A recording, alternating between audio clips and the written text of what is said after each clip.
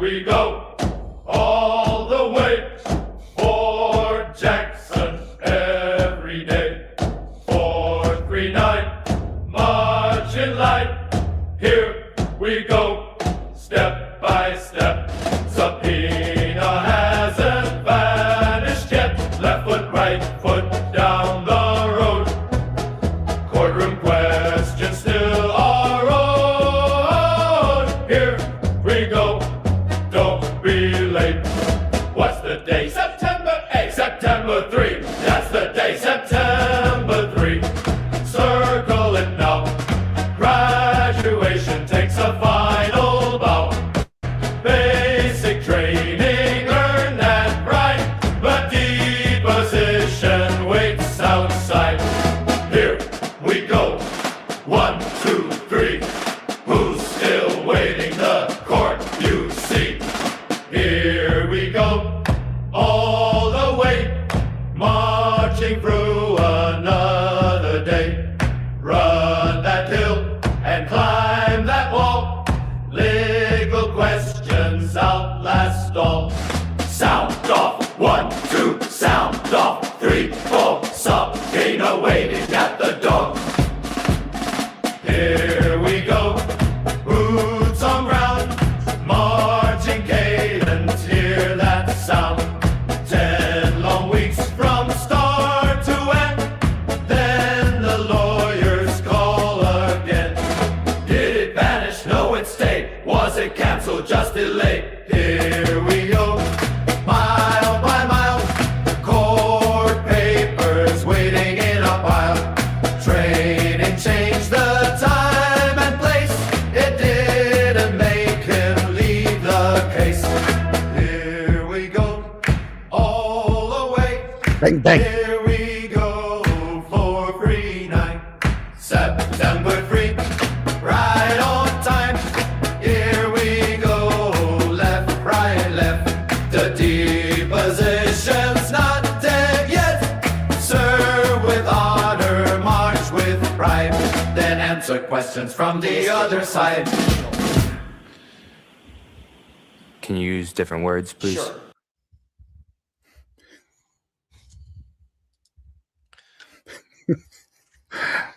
That was my request.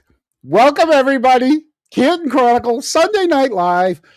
I'm your host, John Camo. Some of you know me by my Twitter name, Dixie. And sitting right there next to me in front of Cassie's Corner Store is none other Then Eric DiGirolamo. Bang, bang. Bang Bang. That was Eric. That was by request. I had somebody text me today and said, "Would you please play the song again?" And I said, "Absolutely." John, tell him the truth. You called yourself. What do you mean? Is the sound on? What's wrong with the sound? Is there a problem with the sound? I can hear you. You can hear me. I can hear you. That's good. So maybe someone needs to turn their TV up. Everybody else heard the sound. Can you guys hear me all right? 50 Shades. No, sound is great. Sounds great. There we go. All right. Does Eric have dono info? What's that? Dono info. Do you have dono info? I don't have dono info. I don't have dono info. I will next week. Well, this week I will have donation money information this week, and I will be. Go ahead. Are the shirts flying off the shelves? I saw a couple out the other day. Yeah, $173 was sent. $173 was sent from Printify, so I will be going to the Canton Co-op to. And you know what? We will discuss this at another time. I want to run something by the Kronks. I know that the original. Well, we'll do it right now before we get into the show. I know the original plan was to give it to a Canton student, but what if there was a possibility of giving it to the niece and nephew?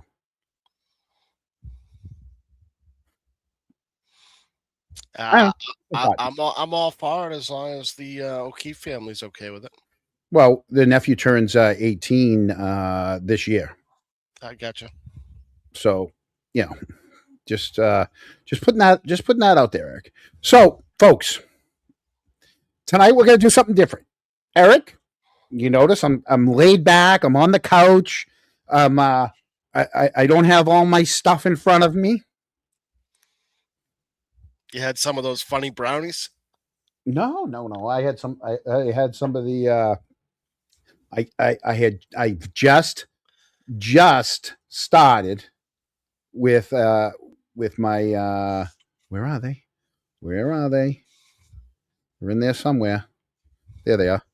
Just started with the pricks and ciders. Well, good for you. Cheers. Yeah. Okay. Tonight we're doing something different. Okay. I'm not going to begin by telling you what the interviews prove. Okay. I'm not going to give you the conclusion before you hear the evidence. What interviews, John? Well, we're going to watch the interviews in the order that they occurred. And those interviews are going to be Julie Albert on March 18th, Chris Albert on March 19th, Julie Albert again, her second interview, March 19th after Chris. Then on March 25th, Courtney Albert's interview. And then April 3rd, 16 days Julie had with her phone. We'll get into that. Julie Albert's third interview, followed up by Michael Proctor's marathon 7-minute interview. It's going to be a long night. Well, we're going to play it at 1.25 speed. We might slow down a couple of Chris's just to show you how awkward some of this was. But like I said, we're going to watch them in the order they occurred. We're only going to stop when we reach a statement, contradiction, or unanswered question that we feel deserves a closer look. Then we'll discuss exactly what was said and what the investigators already knew at that point. What do you think? I'm ready to roll. Yeah. Okay. So I want you to keep this in mind. Okay. There's going to be some questions running through everybody's mind. All right. Or minds. It's not simply whether these people called each other friends or acquaintances. Remember, I knew a girl named Caitlin Albert. Think of these questions. Okay. What communications existed? What did each person initially remember? What appeared on their phones? What's missing? How broad are the searches? How willing was each person to allow Mass State Police to verify that account? In other words, look through the phones. And did the investigators confront later witnesses with the contradictions that had developed? So we're going to watch that and we'll decide later. John, we might have needed the cronk board for all that. I thought about that. I did think about having the cronk board, but I want to be relaxed with everybody else. Everybody else sits back and watches us. We're going to watch it. We're having this is a watch party. It's an MSP interview watch party. So here we go. Let me pull up. Let's see what let's pull this up. Right. Okay. Can I hit play from here or do I have to play? No, I have to hit play from here. Right? I'm going to hit play. Tell me if you got to tell me if there's an echo though. Okay? Monday, March 18th, 2024. Hopefully there's no echo. 3:46 p.m. Detective Captain Eric Benson, Massachusetts State Police, joined by Turn this down a little bit. Massachusetts State Police, and we're conducting an audio and video recorded interview of you please say there you go. Julie Albert.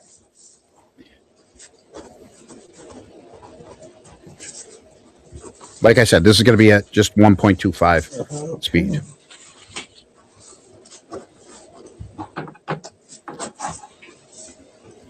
Slight echo. Nothing's being said yet. And what's your date of birth? And what's your address? All right, let's see. Hopefully I turned it down. Sam, I hope you don't mind. I didn't get a chance to ask you, but there is a clip right. of you from And, today what's the best phone number that for you? I'd like to I get into, and I hope you don't mind. Okay. Any alternative phone numbers? No. Okay. All right. And just to rewind, sort of explain for the record how we got here. I called you, both you and your husband, on your cell phones early afternoon today, correct? Correct. Yes. Okay. And you didn't answer, neither you nor your husband, or just you, didn't answer my initial Correct. call. Yep. And you called back, and I didn't answer. Correct. And I left a message. And you Yep. left a message, Yeah. and then I called you back, and we finally connected. Is that correct? Yes, it is. Okay. And during that conversation, I introduced myself as a detective captain with the Massachusetts State Police, Yes, you did. and indicated that I had been assigned by the state police and at the request of the Norfolk County District Attorney's Office to, together with Captain Berrios, conduct an inquiry regarding the relationship of Trooper Michael Proctor with various witnesses in the John O'Keefe investigation. Is Yes, that you did. correct? Yep. Okay. And then I asked you if you'd be willing to submit to a formal interview, a recorded interview regarding our inquiry. Yes, you did. And you indicated that you agreed to that. Agreed to that. Yes, I did. And then we discussed scheduling and timing. Mhm. And we offered to come to your house. It was your preference that we do this somewhat removed from your house in the general Canton area. Correct. So I invited you to State Police General Headquarters, Mhm. which is where we are right now. We're in a conference room that is outside of the Homeland Security Operations Center at State Police General Headquarters in Framingham. You indicated that you were going to leave your home shortly after our conversation and that you'd call me when you arrived, Yes, which is what you did. I did. Okay, and then we let you in the back door here, and Yep, and here a we are. few steps away to this conference room. Correct. Does Yes. does that accurately reflect sort of our Since we the spoke. entirety of our interaction today? Yes, it does. Prior Yes. to turning on this. Yes, it does. Yep. And then right before we turned on the tape, we asked you if you had any questions prior to starting. Correct. And you had I none. said no. Okay, and just for the record, have we ever met? No, I have never seen either of you in my life. Okay, and for the record, I don't believe that I have ever met Miss Albert. Captain Berrios. I have not, never met Julie before. Okay, all right. With that, do you have any questions before we get into sort of our list of questions that we compiled? Not that I can think of offhand, no. Okay, Nope, all right. Do you know Trooper Michael Proctor? I do. You do. Yes. And how do you know him? Okay. My sister, her name is Jillian Daniels, which is my maiden name, has been friends, very, very close friends with Michael's sister, Courtney, maiden name Proctor, current name Elberg, B-U-R-G, I'm sorry, since I want to say they were in 6th grade. And I am almost 5 years older than the both of them. So, they started being friends when they were in middle school, and they've continued their friendship through high school, through college, through, life. And they're still friends to this day. And basically, Michael's sister Courtney became, she was always around. She was one of my sister's best friends. She is one of my sister's best friends, and she's just always been around. And that's how I formed a relationship with her, obviously, because, your little siblings, friends, you're usually friendly with. And that's just basically how, and obviously Michael is Courtney's brother. Mhm. And that's And basically. Jillian lives in the area. Jillian lives in Canton as well, yes. Okay. Yep. So there's a lot of opportunity for everybody Interaction, to yep, get yep, together and yep. interact. All right. So, Eric,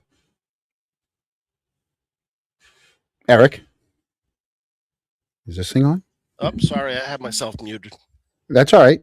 So we get that there's right in the beginning, there's a little bit of a separation of how she knows Courtney Proctor. Courtney's younger, and Michael's even younger than that. Hmm. Okay. And basically it's through Jillian. Who's 5 years younger than her? Yes. Okay. All right. So we're on the same pages.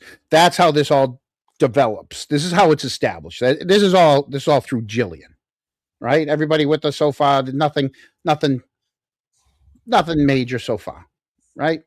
Here we go. See if I can just hit play. Okay. And prior to, all right. So you know Michael through his sister and Correct. through your sister. Through my sister because of his sister, Right. basically. Yeah. I mean, Okay. I know it's kind of, botchy. I mean, it's hard to whatever, but yeah, that's basically, yeah. How long would you say you've known them for? I have known of Courtney. I mean, and when you're going back to middle school, it's a little different, Right. like the kids, you have to plan like, if I drive, if my mom drives, your mom picks up, that kind of thing. So it wasn't like Courtney was a constant presence then. But when you Right. fast forward to high school and, Sure. everyone's always around. But as for Michael, how long would I know him? I mean, I don't even know Michael's exact age. He's younger than Courtney. Mhm. So, I mean, I don't recall Michael at all when he was in high school. I don't recall him at all when Courtney was in middle school because, like I said, he's younger than Courtney. I couldn't even, well out of high school, probably out of college too. I mean, I would think.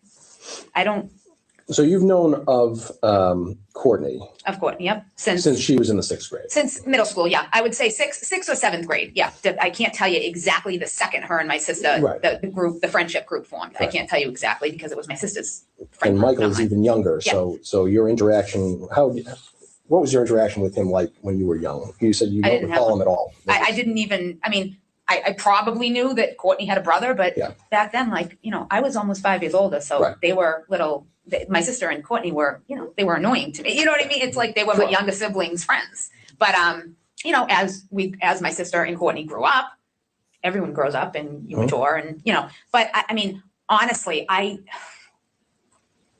would say, when they were out of high school, that would make Michael still in high, never, I wouldn't even have known him when he was in high school. I mean, we just wouldn't have crossed paths. Right. Like, I'm just a lot older. Okay. Do you know Trooper Proctor's wife at all? Yes, I do. I know Elizabeth. Yes, I do not know her well. Yeah, I mean, I know if I saw her, I would say hello. I've probably been in the same place with Elizabeth 5 times, maybe. I mean, maybe. But I don't know her.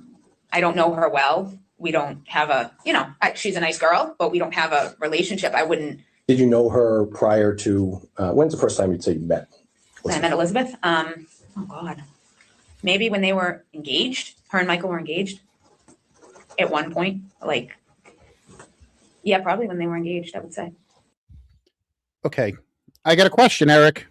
Sure. She doesn't know him well.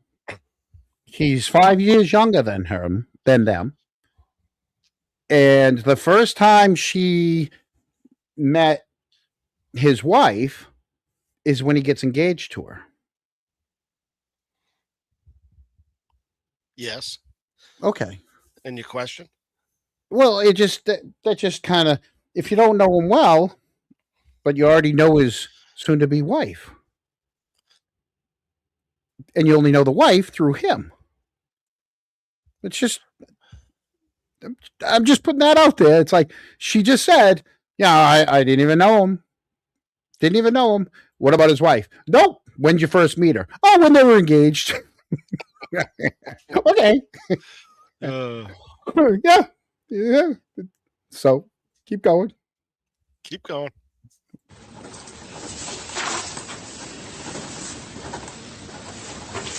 And Eric, John. I apologize. I have some house cleaning that I got to do before we get completely into this.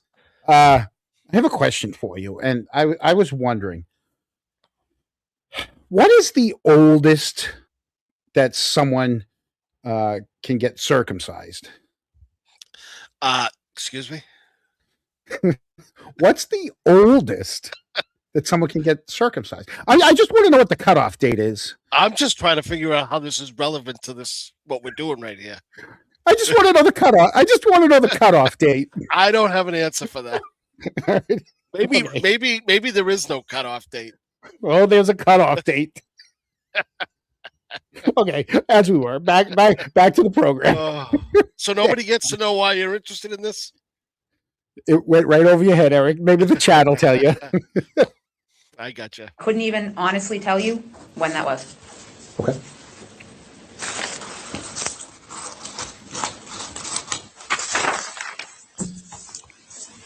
Okay. How often do you communicate with Courtney? It depends. It depends. Her kids are younger. My kids are older.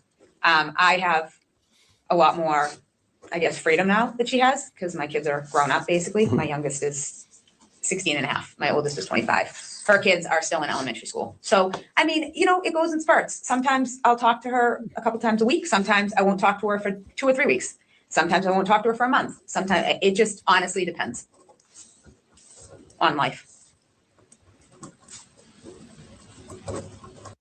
It also depends on who's getting arrested and who's on TV that morning. Okay. Because, as you know, there was a lot of back and forth on the day that Karen Reed was arraigned. Just saying. So it depends on what's going on in life. And no, I didn't pause it on purpose like that. I just, things just, we pause things as we go.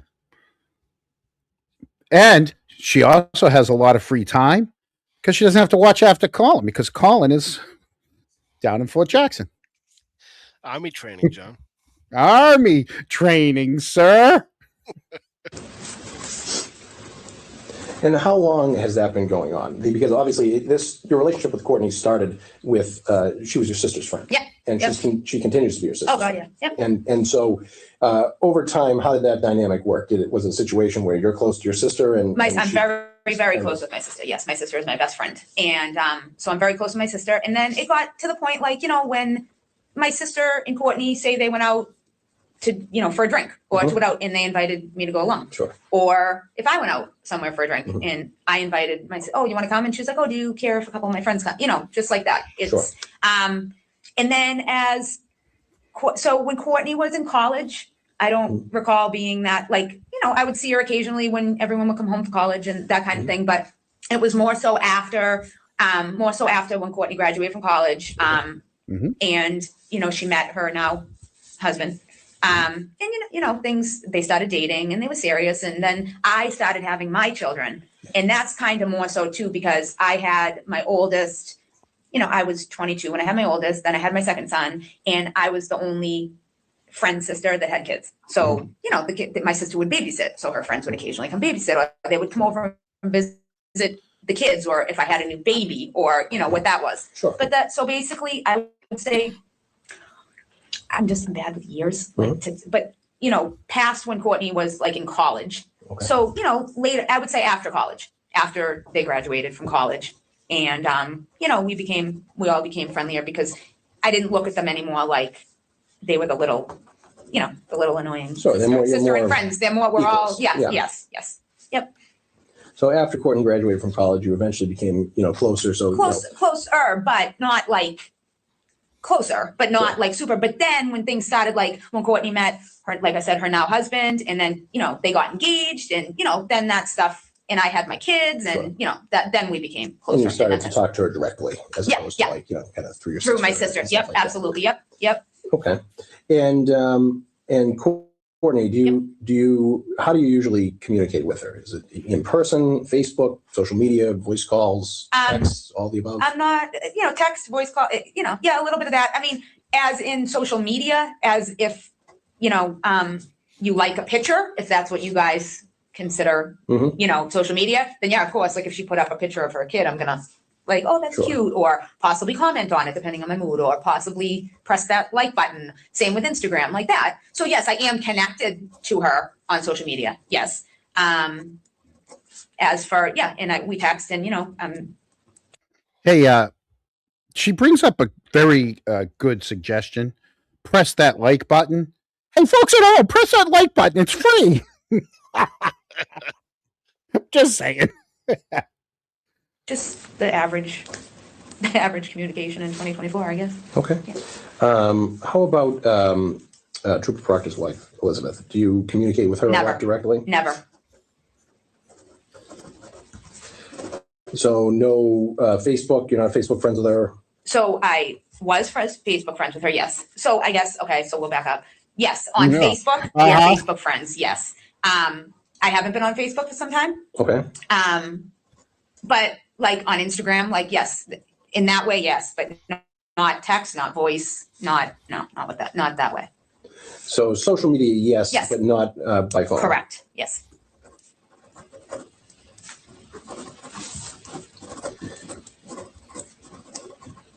And phone would include like messaging apps like WhatsApp and No. stuff like that. Like nothing like that. Okay. Nope, And No, how no, about no, Trooper no, Proctor? no. no. Social media as in, I believe, and I would honestly have to check, possibly Instagram, Okay. but not what those kids do on that, like not message, just the simple Instagram app. Mhm. And that would be it. Okay. And so do you communicate with him by phone at all? No. What did she say? Do you communicate with him by phone at all? No. Now, this was in 2024. And I'm sure all our cronks in the chat would know what the answer to that question should have been. The answer to that is yes, because if you remember, just days after John was found in front of 34 Fairview, Trooper Proctor was in her house interviewing her and Chris in their living room without calling, correct? And after he left, she called him and he called her back for 4 minutes. So she had his number back then because she called him and he called her. So that answer right there should have been no. I mean, should have been yes. The forensic room is more than happy to jump into the chat. I don't think we've said anything. We've offered no misinformation yet. What do you mean yet? There's always a chance. They label everything. But so she was so quick to say, no, I don't have any conversations with him. No communications. But we know that that's not true. 4-minute phone call. Now, Eric, that 4-minute phone call wasn't for pizza. Could she have forgotten it? Maybe. But it had to do with the investigation. How does she not remember that? 4 minutes in the whole scheme of things is kind of a long time, too. Right. Not only honest or honestly, I actually have the count of how many times Julie. You really counted this? Yeah, I counted how many times Julie said yep, and Chris was 74. Chris's yeps was 74. You got problems, man. Listen, I want to thank the trial files for actually putting this out onto YouTube. I was sent an email from someone. I think it was actually Kyle Shockley who passed it along. I could be wrong, but I hope not. The email came with all of the stuff, and I was like, I didn't download it. Trial files put it up onto YouTube, and I'm like, you know what? I'll save the space on my phone, and so thank them for putting this onto YouTube for everyone. All right, so back to Julie in her first wrong answer. That was her first wrong answer. Not by phone. No. Okay. Have you ever socialized with Trooper Proctor, Trooper Proctor's wife Elizabeth, or Trooper Proctor's sister Courtney? Have I ever Yeah, socialized? socialized with them and been at the same place at the same time. Absolutely, yeah. With all three? Yes. Okay. Yep. Let's start with Proctor's sister, with Courtney. With Courtney, we had Like how often? Quite often, from what you explained, right? I mean, I wouldn't say quite lately, not quite, like, not really that quite often. Okay. Like I said, life just gets in the way, but the only Courtney, like, you know, the kids, her kids, my kids, she loves my kids, her kids are wonderful. Life gets in the way. So does 2 trials. Okay. Just saying. Been You know, busy. things like that. But with Michael and Elizabeth, the only way I have ever ran into Michael and Elizabeth in a social situation is if I've gone by Courtney's house or if I've gone by Mr. and Mrs. Proctor's house, Courtney's parents' home. But that means you have. That answers yes, I have. I went by the house and they're there. That's socializing. Correct, Scott. There you go. Scott McGinnis got it. She was already qualifying her answers. Nope, I don't socialize with them. Well, I mean, if I go by someone's house and they're there, I'll socialize with them. But I didn't do it on purpose. You know, I mean, they just happened to be there. That's what we're getting from this. Eric, you agree, disagree? What do you I think? do agree. Yeah. Yeah. Courtney and Michael's parents. So, Michael and Elizabeth, the only times I've socialized with them is in I should say in a Proctor family setting. That's a good way to explain it. Yeah, there you Courtney's go. house or Mr. and Mrs. Proctor's house, which is not existent anymore because they sold it a year ago. okay. They sold it a year ago, so I don't hang out with them anymore. And we're in the middle of something huge, so I'm trying to distance myself. Is that your opinion, John? Just helping. I'm just helping. You're just helping? I'm just saying what everybody else is thinking. And Okay. And how often would that be? How many times total? Courtney's house, I mean, Courtney herself. Yeah, Courtney herself is quite very often. Yeah, You're very good friends with her. I wouldn't say, I'm very friendly with her, yes. I wouldn't say like super, super often, but Michael and Elizabeth, I would say, honestly, maybe 6 times at most, maybe. And what were those times? I remember, I'm trying to think, one Thanksgiving, I couldn't tell you, I just have distinct things in my head. One Thanksgiving, I know after my family's Thanksgiving, we stopped by there on the way home because it was Stopped by where? Courtney's, because it was Courtney's son's birthday. We stopped by there, they were having a cake. Another time could have been, I was at Courtney's, when Courtney was pregnant with her second child. Courtney had a kind of gender reveal cookout at her parents' house. And I don't recall if both Michael and Elizabeth were there. I don't recall if Elizabeth was there, but I know that Michael would have been there. It was his sister. Maybe a cookout here and there at Mr. and Mrs. Proctor's home. They had a pool. I know in the summer, you know, they love to host and they would have people at their house for cookouts, you know, family cookouts. Yeah. And that really is the extent I've outside of a Proctor like cookout or gender reveal. Maybe Courtney had an engagement party at her parents' house. I can't. Other than huge events in families, right? Other holidays and gender reveals and engagements and weddings, other than like very special moments, I don't really hang out with them. And I didn't even know they were there till we walked through with our pool blanket, you know, our pool towels and our water wings. That's when we realized they were there. John, I'm waiting for them to ask the question, have you ever butt dialed her? Only very special occasions when we hang out with the family, they're there. But, you know, we never shared our water wings with them. I used them on my own. Did. Hold on. Well, there was a deep end in the pool, so I mean, you had to. Tell you how many years ago. Outside of that, I've never been in a social setting with Michael and Elizabeth.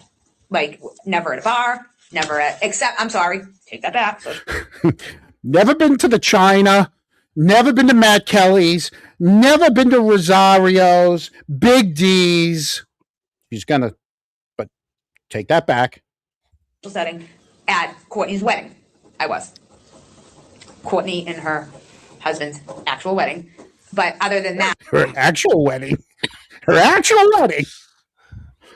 Not the fake wedding. The actual wedding. Her actual wedding, people. I was there at her actual wedding. Not the one for everybody else. Not the one for the little people. This was the actual wedding. Yeah, there you go.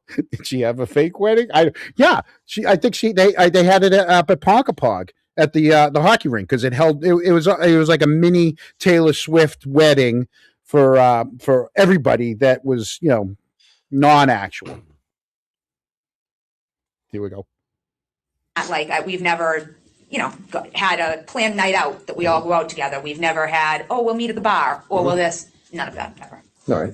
And when approximately when were all of these? Are these all like recent, or are these all like over what period of time are we talking about these 6 total times? So I'm trying to remember my best date wise. Yeah. So Courtney's son is, we'll put it into perspective here. For one of them, Courtney's son is 7. Okay. Her daughter is 10 or 11. So if like, okay, that's not, so if her daughter, like say it was a birthday party for her daughter, like that. Mhm. So her daughter's 10, put it that way. Okay. Courtney's been married since years, like, Since prior to the birth of their first child, or? oh yes, yep. So more than So we're 11 talking, years? yes, yep, Okay. yep. I Yep. think it was 20, I Yep. want to say 2012.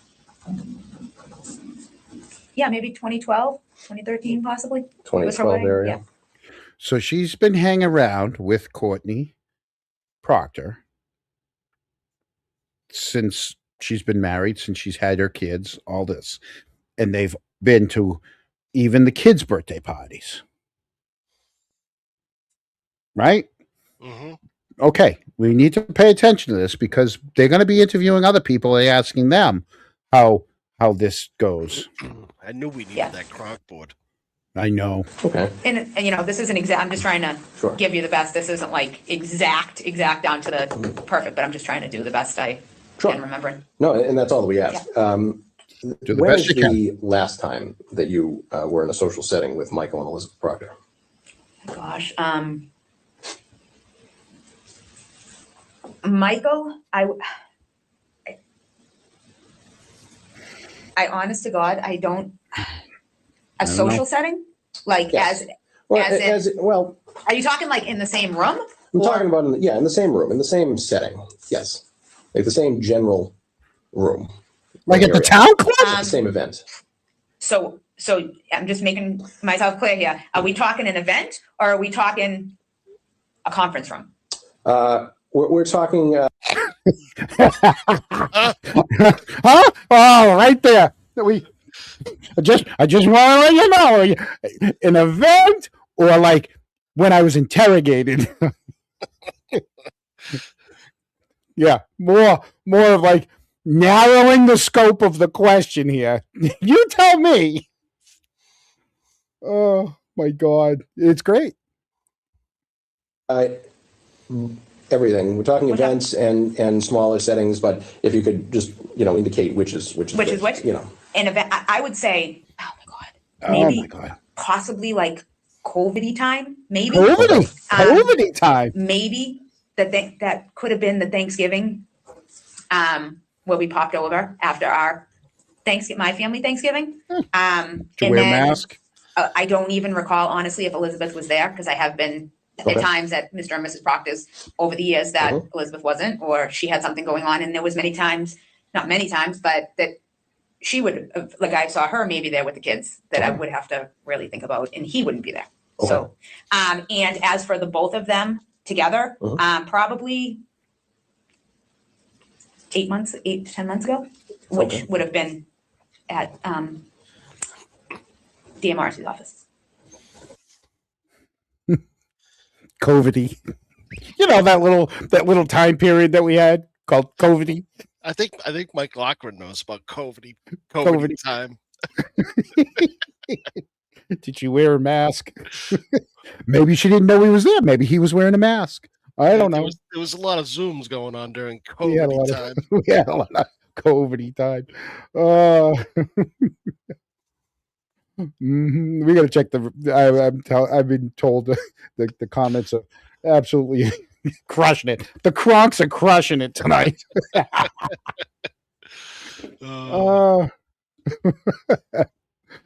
Crashing a fake wedding could go bad. I mean, the actual wedding, not the not the COVID-y wedding. It was, here we go. We go back. Yeah, whose office? Marcy. Marcy's? Okay. Yep. Okay. So I'm just laying it out that that's the last, like, Lay it out there. What was that meeting for? just to discuss what was going on. And I don't even, to be honest with you, I don't even recall, Michael wasn't in the actual room with us, Elizabeth. He was in the actual room. He was in the virtual room with us. Behind the one-way mirror. He was in the other room. He was in the green room. He wasn't in the actual room. Sorry. He wasn't in the actual room.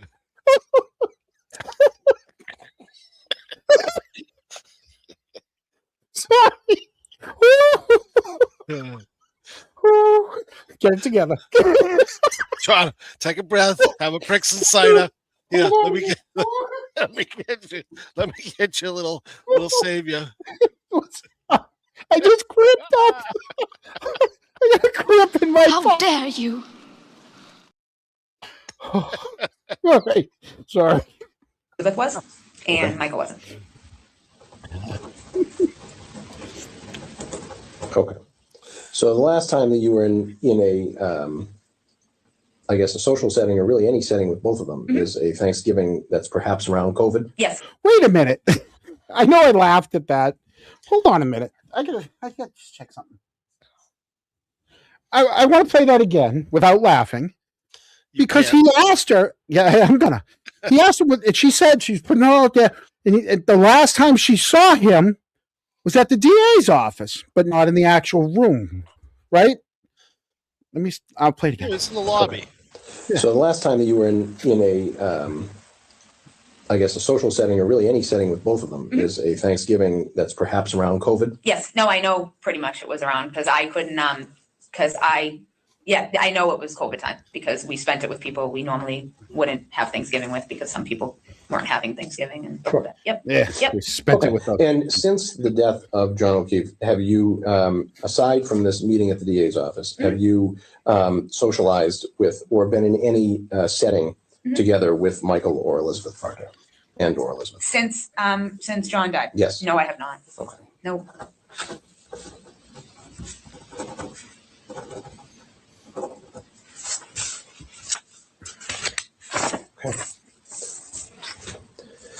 Covered a lot of this earlier, but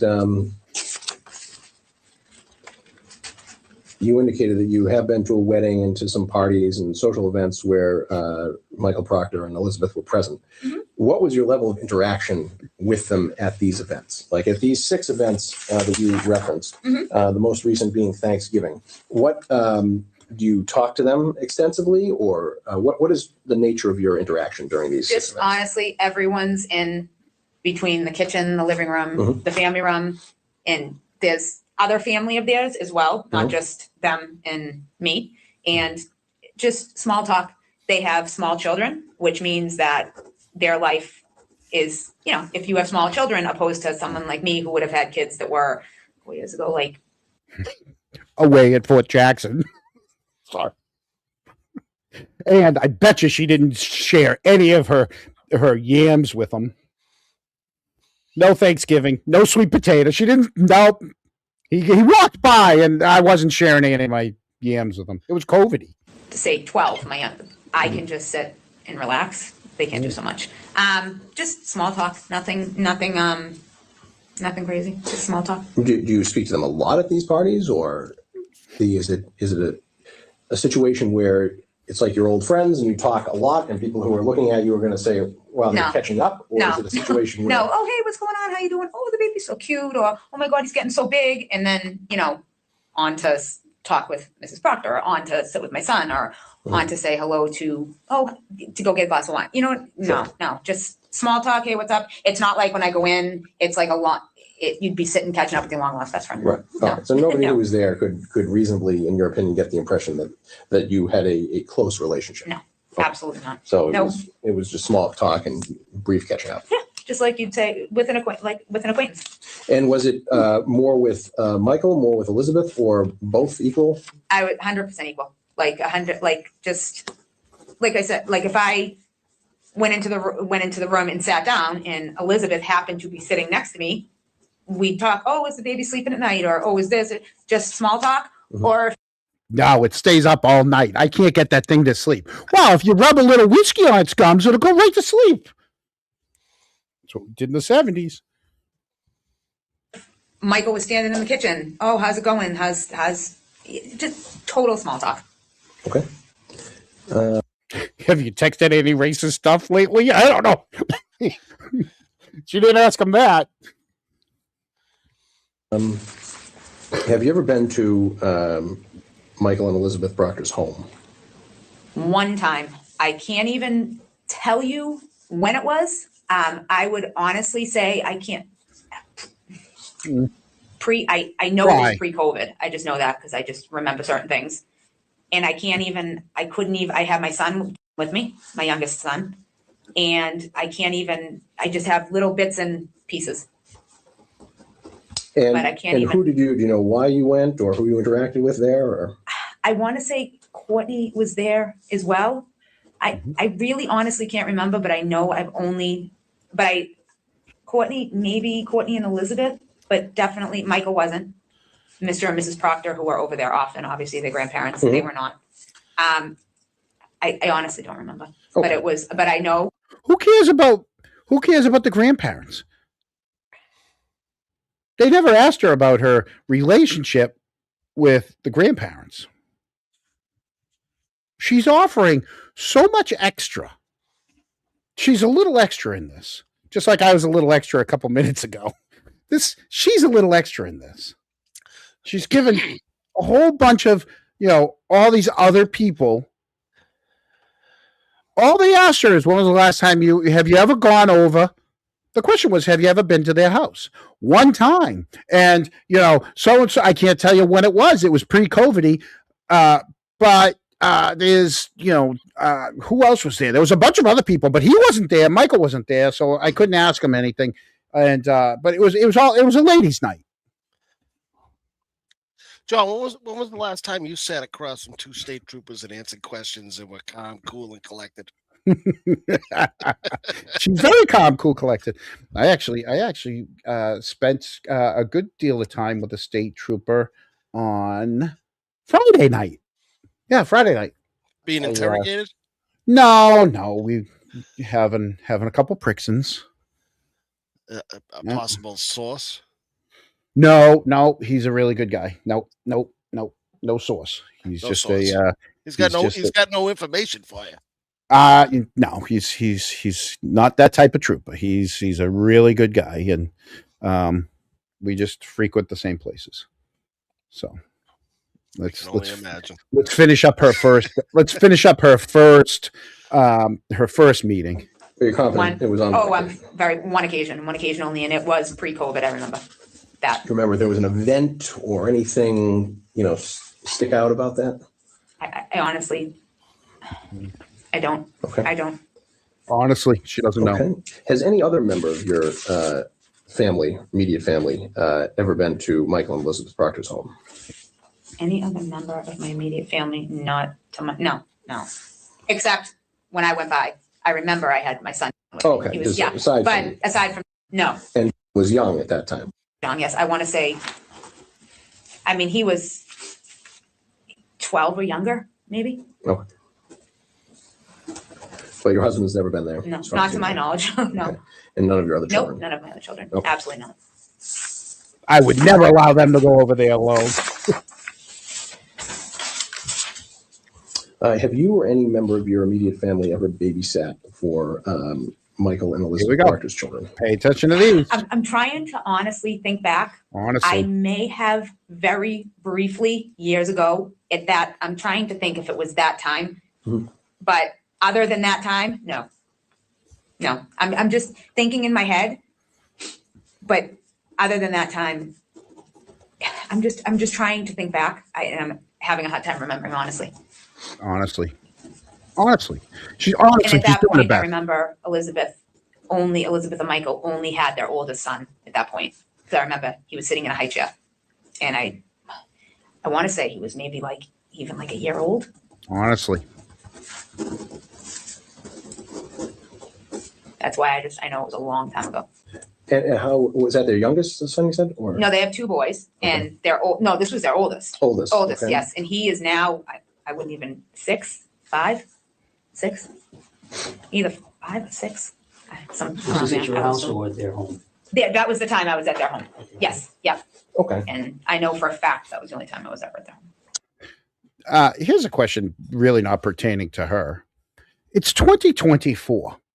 You have 2 state troopers. You got this guy writing frantically. Okay, they are recording it. You mean to tell me that they have nobody that has a laptop that can type these notes down into a laptop, that it's all got to be, I mean, he's frantically, you know, it's 2024. And they're recording it. They can't go back. They can't do this. If they're going to be recording this, honestly, couldn't they just go back and take all their notes from the recording? Honestly. My question is, why did she have to come back 3 times? I mean, we haven't gotten there, but We're almost there. We're almost to the main reason on why things start going a little south here. We're getting to it right now. Okay, but you don't. I'm just thinking back, when I went over there, if Courtney was possibly babysit, I don't remember. I remember, but I don't remember. Okay. Okay. And to the best of your knowledge, your husband has never babysat their But children. Michael's No. And any of your children. No. Have any of your children babysat? Oh no! Michael? No. One's in Fort Jackson, you know. I mean, just babysit? No. Yes, of course. When you went over there to babysit their kid, I'm not. you're not positive. Yeah. But you I do remember going there. over there. I said that yes, that one time Yeah. I went over there years and years ago, and I don't recall. I don't know if Courtney was there and I don't recall. Do you remember what brought you or led you there? How that communication began? Or how it came about? I really don't. Like I said, we're going this is years ago. I really don't. I don't. No. Nope. Okay. Were you or any member of your immediate family ever asked to babysit Michael and Elizabeth Proctor's children? I recall Courtney asking. Like I said, it's very, very, very, very fuzzy. I remember one time going back to that, something about Elizabeth. It's fuzzy. I'm not gonna lie. Fuzzy. It's very fuzzy. More recently, around the time of John O'Keefe's death, do you recall a time when you were asked if you may be available to babysit? No. Or No. You don't recall No. ever being asked by I don't. Courtney No. or anyone else? No. I don't. Okay. I don't. And I know for a fact I didn't. And no, I don't. Okay. No, not around No. the time. No. No. Uh-uh.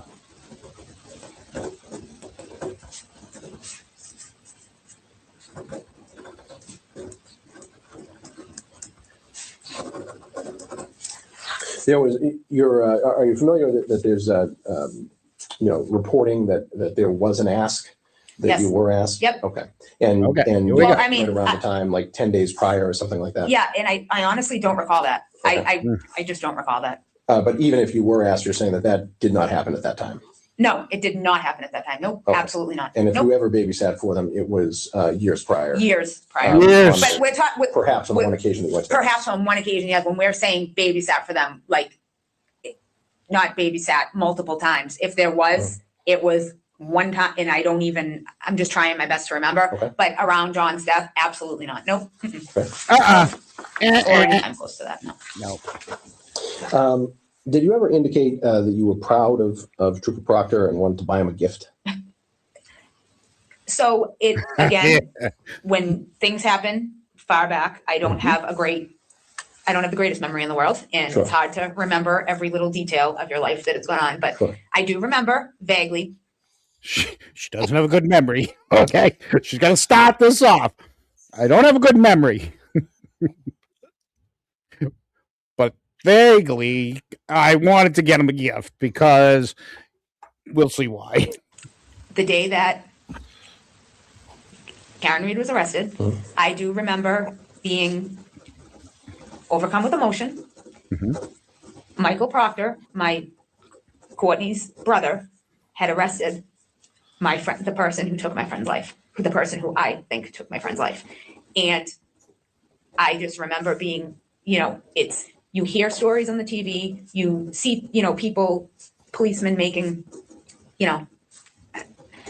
policemen doing things like this. And when it happens to someone that you know and one of your friends, it's a lot. And I remember somewhat saying something of that nature. Like I don't remember 100% what it was. But I remember saying something, meaning that I was relieved that Karen Reed was arrested for the death of my friend. Okay. And you remember saying you were proud of him, or? I don't remember specifically saying that, but I'm not saying that I didn't say that, because proud of him in the sense that, like, he was doing his job. He was, that he did his job, that he was doing his job, and he was bringing John's charges to John's killer. That's basically, I'm trying to just be, Sure. And you said that to who? Eric, John. everybody in your life that's just doing their job, do you get them gifts? Yeah, you arrested somebody, so let me get you a gift. We'll get you a gift. How many times has anybody in Canton that's been arrested by a Canton cop, how many times did anybody else get that cop a gift? You just, it's Canton. You never know.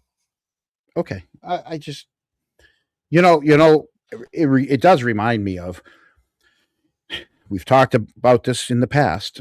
Do you go to any fast food places? Sure. Do you tip at McDonald's? No. Wendy's? No. Burger King? I shouldn't say that. If the automated system there forces you to Chipotle to pick, then I don't ever hit zero. Why is it now when you go through the drive-through, which I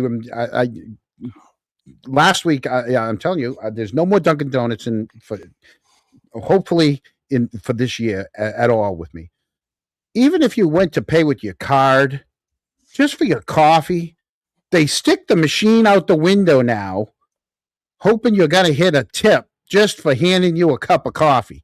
This isn't a breakfast place. I understand if you go out to breakfast and you're going to tip your waitress or your waiter or the bartender. Just for someone to hand a cup out the window, they expect $1 or $2 every time. I don't know. Is that a rant? That was my mini rant in the middle of all this. See, Okay. right there. Yeah, they're forcing it. They're forcing the tips. Got to get back. We're almost at the point. Oh, geez. Why did you pause it? We're talking about the gift, worst spot, John. I know. It's a gift. It's a gift. I'm Don't saying look at. it's a gift. What do they say? Don't look a gift horse in the mouth. Just saying. It's Courtney. I know that. Okay. Yeah. Yep.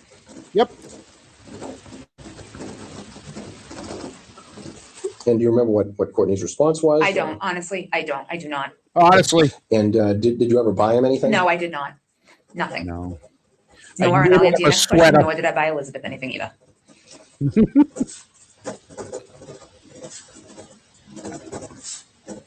I crocheted him a doily. Okay. Did you ever speak with Trooper Proctor directly regarding the investigation into the death of John O'Keefe? Not to my, no. Wait, what was that question? Hold on. Did you ever speak with Trooper Proctor directly regarding the investigation into the death of John O'Keefe? Not to my, no. What happened to that 4-minute phone call that he called her after he left her house? Isn't that directly? Yeah, that's directly. How about when he sat in her house and interviewed her? That's directly. I don't know. Maybe she forgot about that interview. A lot of pressure. This is a pressure situation, John. Yeah. Not that I can, no. I don't. No. No. Okay.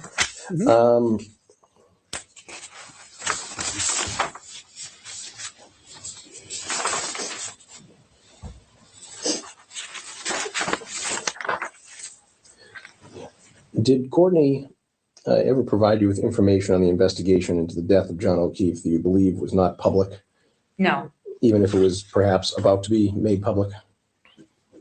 I honestly don't recall. I don't believe so, but I don't recall. Even if it was about to become public. Again, you already know that Proctor was talking to his sister and his sister was talking to her. And they were talking on the phone when she was getting arrested. They knew. They knew. And yet now, how about this? The fact that the state trooper is writing all this down and the state trooper now knows all this stuff. Mm-hmm. And they didn't even act on that.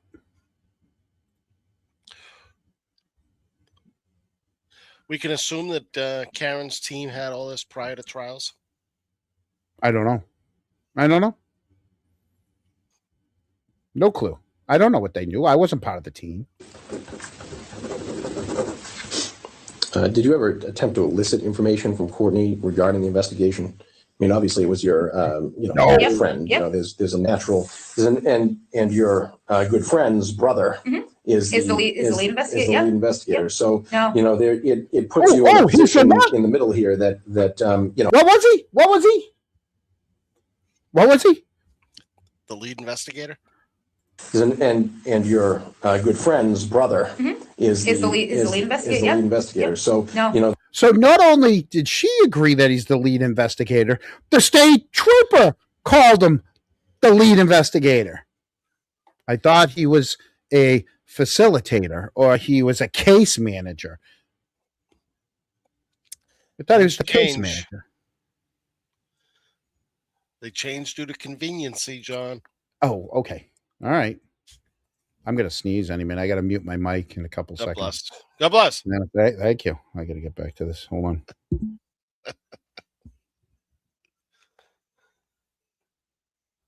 There, it puts you in a position in the middle here that you know, I would almost view it as being human nature that you would Absolutely, that but you you would know, I ask. can answer you no. No, the because that would be, I think, if I was in a position like that, I would have a difficult time not asking because it's I think it's just almost fundamental human nature. Right. But I also I'm not like you. respect that You don't respect. you know, it's her brother, and I respect that, you know, if, how do I explain this? I also respect that you shouldn't, things just have to be separate. Like, Right. they shouldn't, I wouldn't put that on her. I wouldn't ask that, nor I don't know what I don't know her relationship with her brother, the ins and outs of her relationship with her brother. I Don't put that on me, Ricky Bobby. Don't put that on me. don't know She doesn't talk about that, or about her brother. Doesn't talk about sort of Oh, her relationship with and her brother are close, but Yeah. I don't know what regarding his occupation in Yeah. that. Like, that wouldn't ever be something that would ever. I don't know. Like, I don't know about that. All right.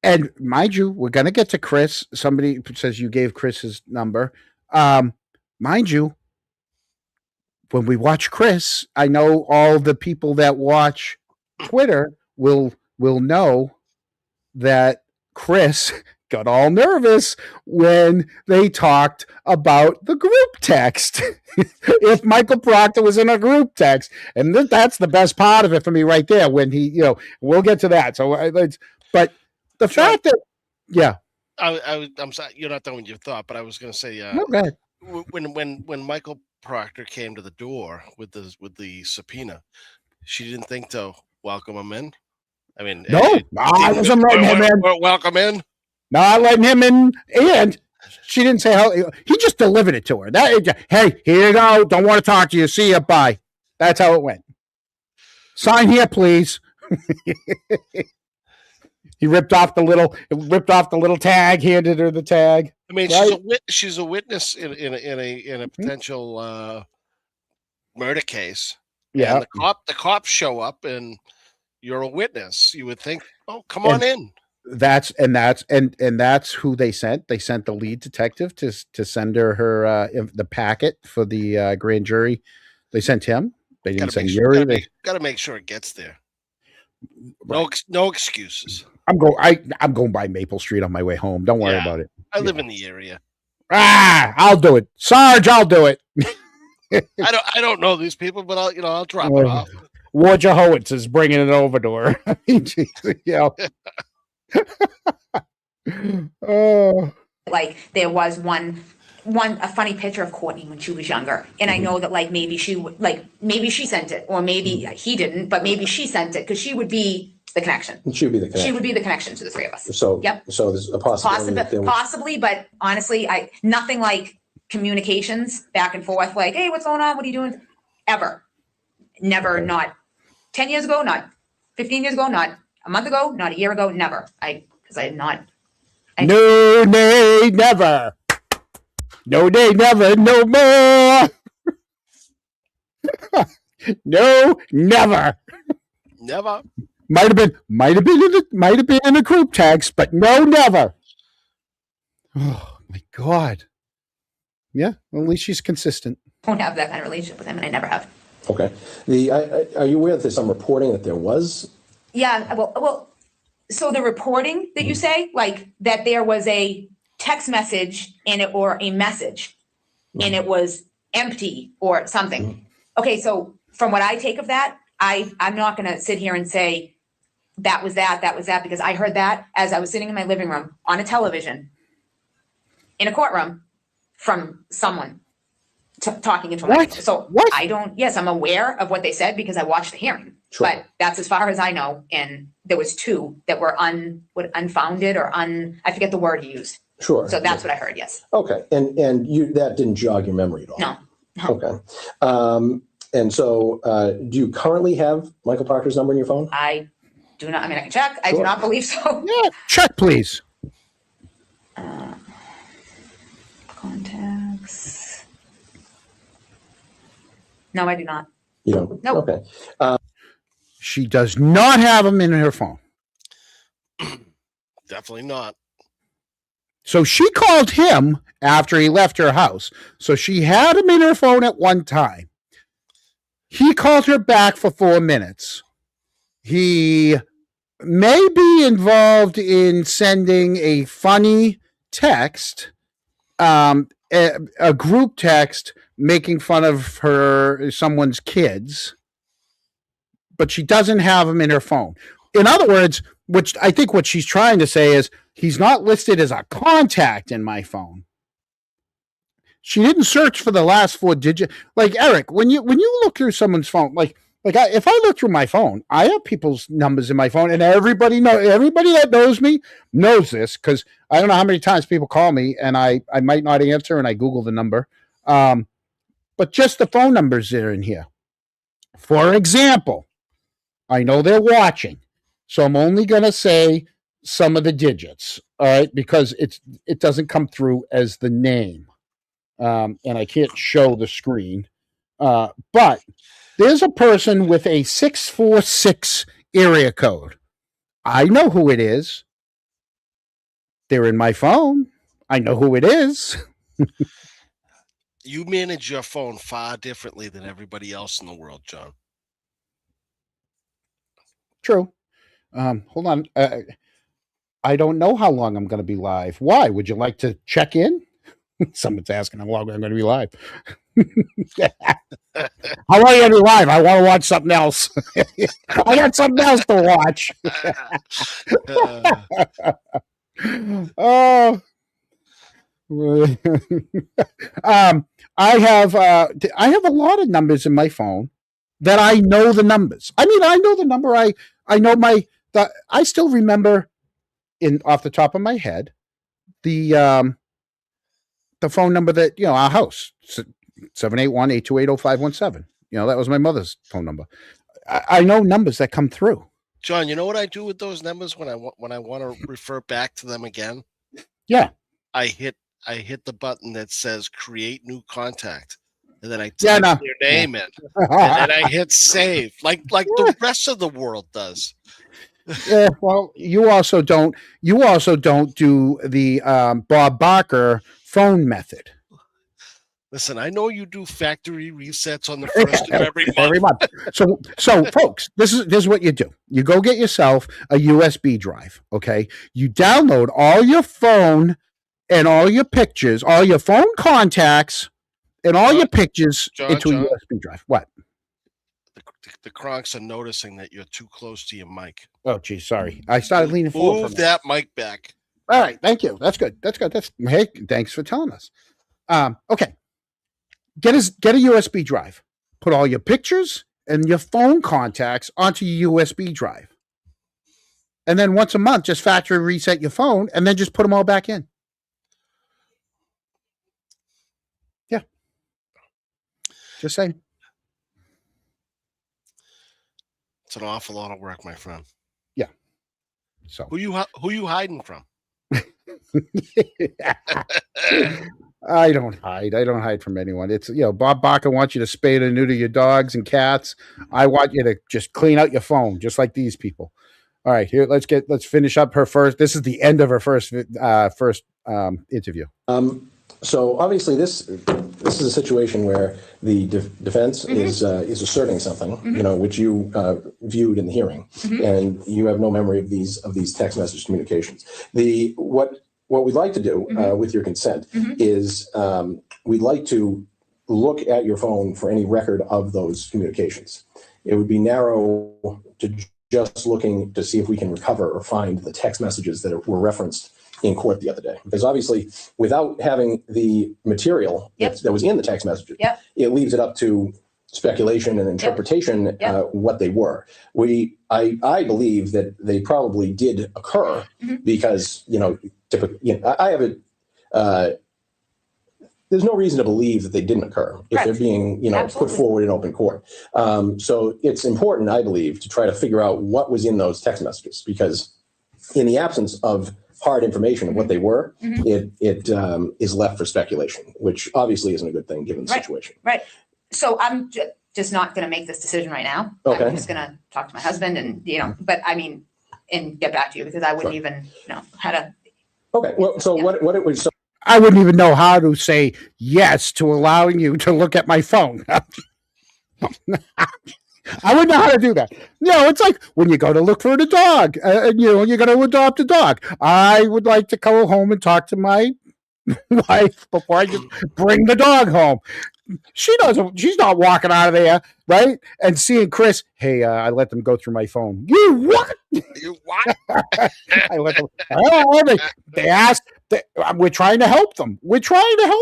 They asked if they could go look through my phone, and I got nothing to hide. So I said yes. Is there a problem? John, witnesses. They were witnesses. And this is you've got to remember the reason for this meeting is because Norfolk County was trying to get ahead of what was just brought up in court proceedings. And so is it still too loud? All right, hold on. I'll move it even further back. Maybe I'm getting excited. Sorry, I had a couple Prixins. I'll keep moving the mic back. You guys just keep telling me. So Mullins is coming down with a note to tell me I'm too loud. I know it.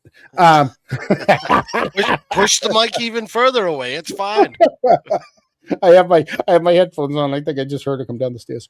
No, but so they're trying to get ahead of it because something happened in a court, in one of the proceedings. Okay, and something was argued in open court. So they asked the state troopers, "Hey, you guys, can you ask these people like?" So before we flat out deny it, can you ask these people, hey, do you have anything in your phone? What do you got? Oh, now Kamahama wants me to speak louder. No. You guys stop. Don't look at the text. Luke always tells me, don't look at the text. No, they can't turn down their volume because if I'm too loud and Eric's not, you're going to be constantly putting your volume up and down. I'd rather know if I'm too loud because I can always turn the volume down like this. There you go. All you really need to do is push that mic away. I know. I did. I just did. I pushed it. Dude, look, it's that far away. It's I am. I'm very loud. I get a couple Prixins in, I get loud. Okay, so let's finish up her denial so we can finish up her part. So Yep. to make your informed decision. Yeah. What it would be, we're not Yep. looking to dump your phone, Okay. which would be to extract all information from the phone. Yep. We're looking to look through the phone for communications with Trooper Proctor. Okay. And any group text message threads that you and Trooper Proctor are on Okay. together. And most importantly, really the primary function is to figure out what was in those messages. Because you can see, obviously, in the absence of real information, people can say that they're anything. Yeah. Because there's no information to the contrary. So finding them, I believe, or trying to recover them Is a good thing. It's a good thing. Yes, a good thing because it's It a will good thing be. regardless because it's in the interest of justice, I think, to recover them because it is information, hard information, which is what should be presented, at court. So that is our purpose, and that is why we wouldn't expand it to other areas of your phone, but I think you understand the importance of recovering those messages. Yeah. And that would be. We're not going to look through for nudes. We just want the Michael Proctor stuff. Those are other officers, not us. Those are the other guys. Those are the bad guys, not us. Okay? We just want Michael Proctor's communications. No nudes. That would be the ask. So we're not asking for a decision right now, but if you can get back to us, we're speaking to your husband tomorrow. Yep. So that would be, if you had an answer by then, that'd be awesome. Absolutely. Perfect. Absolutely. And that's why we ask. We know that it's intrusive, but there's a significant, significantly important to figure out what those messages were. Understandable. Yep, I understand that. Do you have any questions for us at all? Okay. That's the end of the first interview. All right. Now, he says it's intrusive. How intrusive is it? He just wants to find any, just how narrow could that be? Right? That was the narrowest scope possible. John, go ahead. Did you notice the body language at the end with those last couple of questions? And I thought it was like, there ain't no fucking way you're getting my phone. No. Can we look at it? No. We're not going to do an extraction. The hell, you're damn right you're not. We're not going to do a forensic download. You're right you're not. Can we look over your shoulder? Nope. Right? How about can you just pull up can you just pull up your contacts so we can? No, nothing. Now we're joking, right? We're making fun of this. Forensic people that are watching the forensic room. Julie had every right to decline. Okay. What we're saying, and it's the question's not for us to whether or not she had the right. The question is whether the later phrase that you guys all used for a long time was they turned over their phones. That's not what happened. They didn't turn over their phones. Okay. And we're going to see hopefully before the end of the night, right? Although we're doing pretty good. we're going to see what actually transpired. Okay. But at the end of the first interview, Julie didn't authorize any search. She didn't turn over her phone. Okay. And we are going to find out when we move forward to Julie. So she goes home, and a couple hours later, she calls them back. And she says, "Oh, yeah, I found Proctor in my phone. He was stored as Mike Proctor." So, again, you go through your phone, okay? People, if you go through your phone, let me look at my contacts, all right? Because I know for a fact the contacts that I do have in my phone, right? I have a Matt, I have a Maddie, right? I have, let's see, I want to see all the different, like double, a lot of bills. Let me see. Oh, I have multiple Brendas. Okay, so Brenda Sweeney's not the only one that's in my phone. Just giving you a heads up. I have more Brendas. Um, Multiple Charlies. Uh, but who else would have like a Dave? Oh, I have Dave. I have David. So you know what I mean? Like so when she's sitting at that table, she couldn't have looked. Why didn't she just type Proctor? Why was she only typing for Michael or Mike? Like Mike, Michael, M. Have you ever put someone's first initial down? Right, Chip. How about Chip? You know, I have people's nicknames in here. I have a state trooper that I have him down as what car number he is, and that it was just as a joke because I know he's so happy. Being on the force, I have what car number he is as opposed to his name. I know who he is. I have people in here just as their last name. I don't have their first name. Like Conley. I have John Conley's number in here. When's the last time you called that? A very long time. I have a Mr. Conley. He just passed away, but it was a driver at my company. Yeah, Dave. I have multiple Daves, multiple Davids. Yeah, like you go through. She was so quick to say, "Nope, not my phone." Now I'm gonna while I'm gonna play. I mentioned it earlier. I'm gonna play a short little video that I said I hope you don't mind. But one of our Kronks, she was in here watching earlier, and let me tell you, if any of you guys do not follow Sam Bonino, you have to. This woman is amazing with her analysis of the body language of the people, the psychology behind all the people. You name it. She has nailed every one of these people. She's probably one of the smartest YouTubers that I watch. And so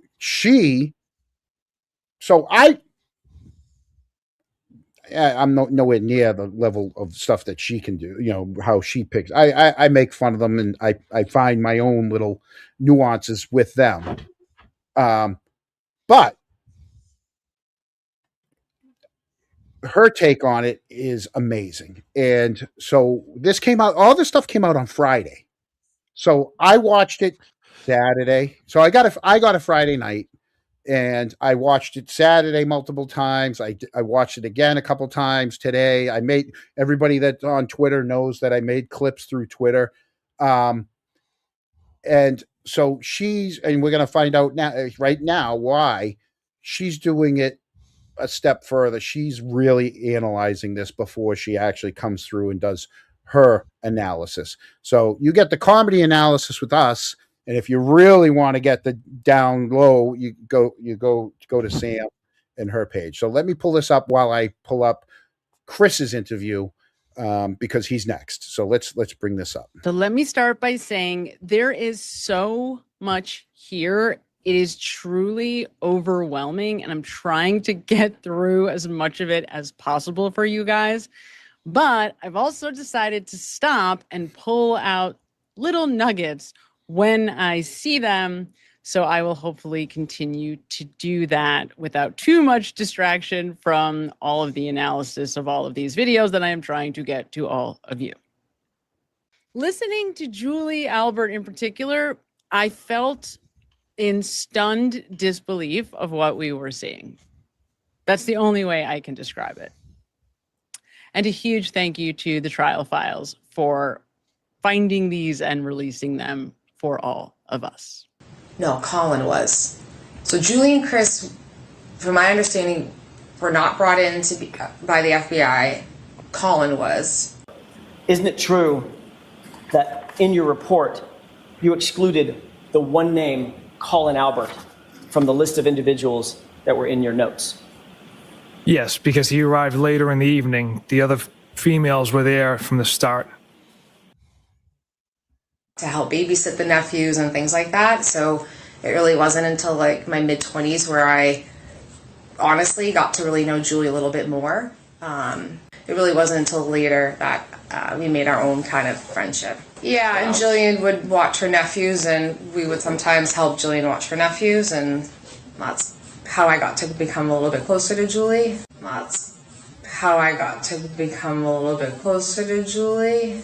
At first, she makes it sound like she was helping her good friend Jillian to watch Julie's kids, and that's how she developed a relationship with Julie.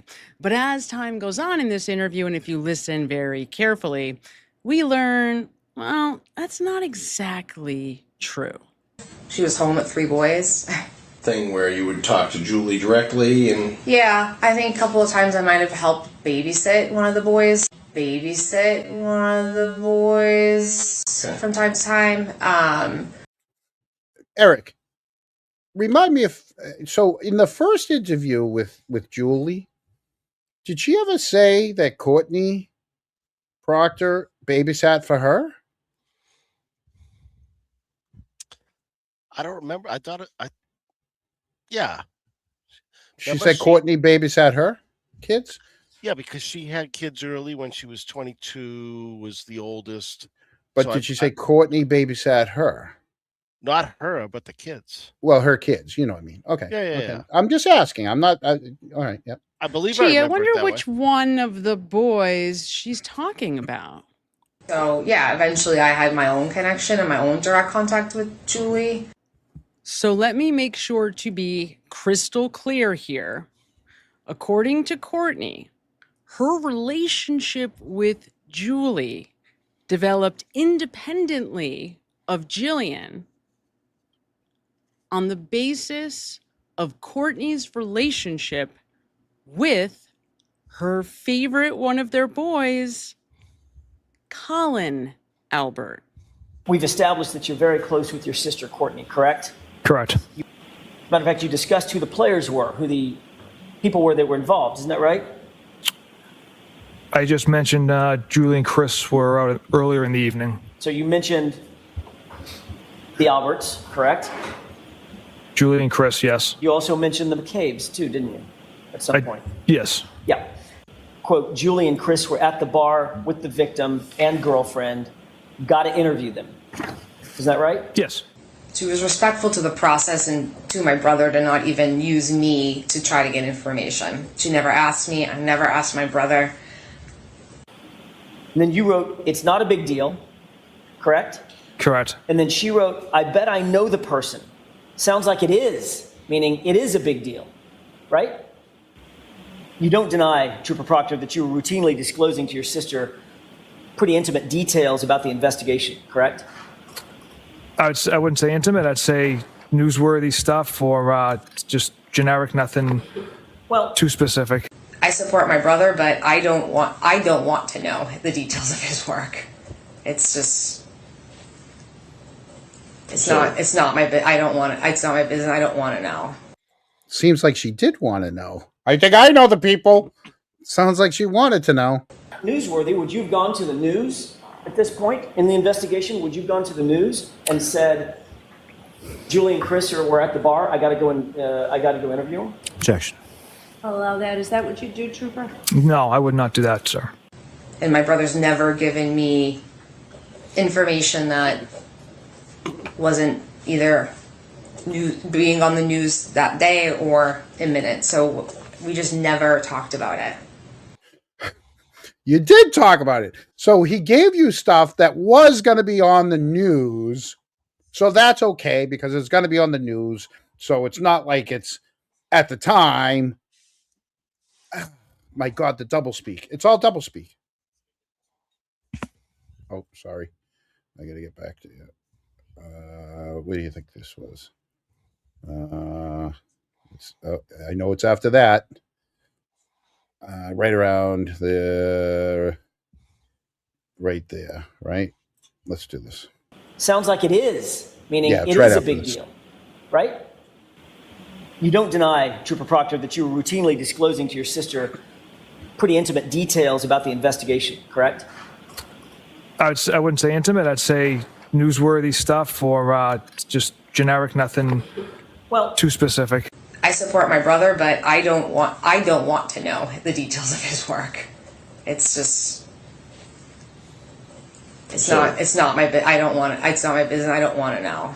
Newsworthy, would you have gone to the news at this point in the investigation? Would you have gone to the news and said, Julie and Chris were at the bar. I got to go interview them? Objection. I'll allow that. Is that what you do, Trooper? No, I would not do that, sir. And my brother's never given me information that wasn't either being on the news that day or in minutes. So we just never talked about it. These were details, internal details about the investigation, weren't they? Yes. And you were sharing them with your sister, Courtney Proctor, correct? Correct. Yes. And Courtney Proctor's best friend is Jillian Daniels, and one of her closest friends is Julie Albert, right? Yes. Correct. Colin was my ring bearer. And during those years where I helped Jillian watch her nephews, I think a couple of times I might have helped babysit one of the boys.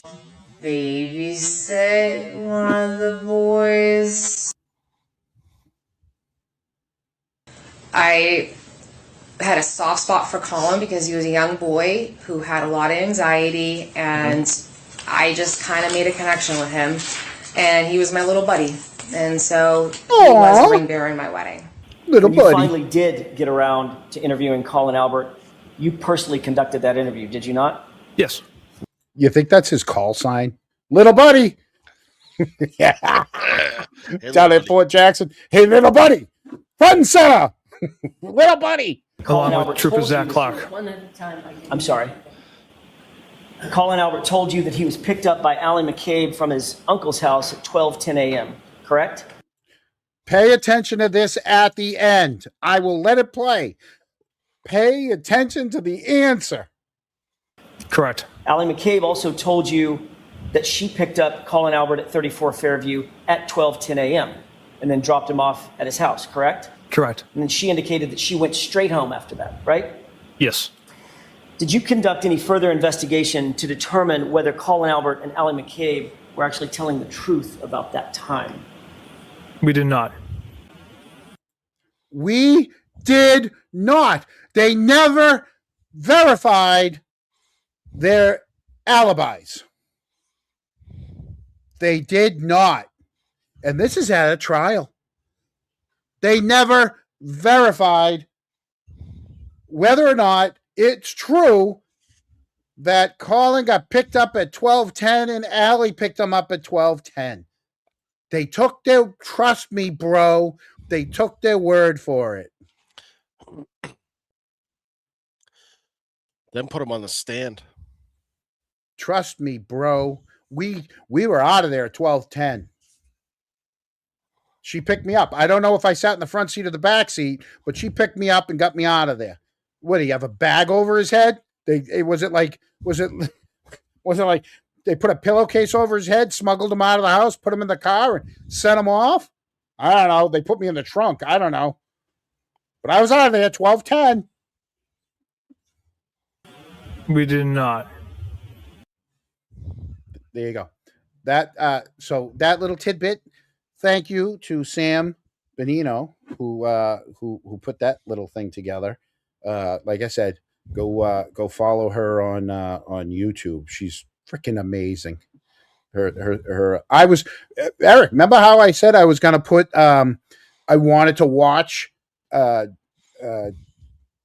Katie McLaughlin versus Kelly Dever versus right.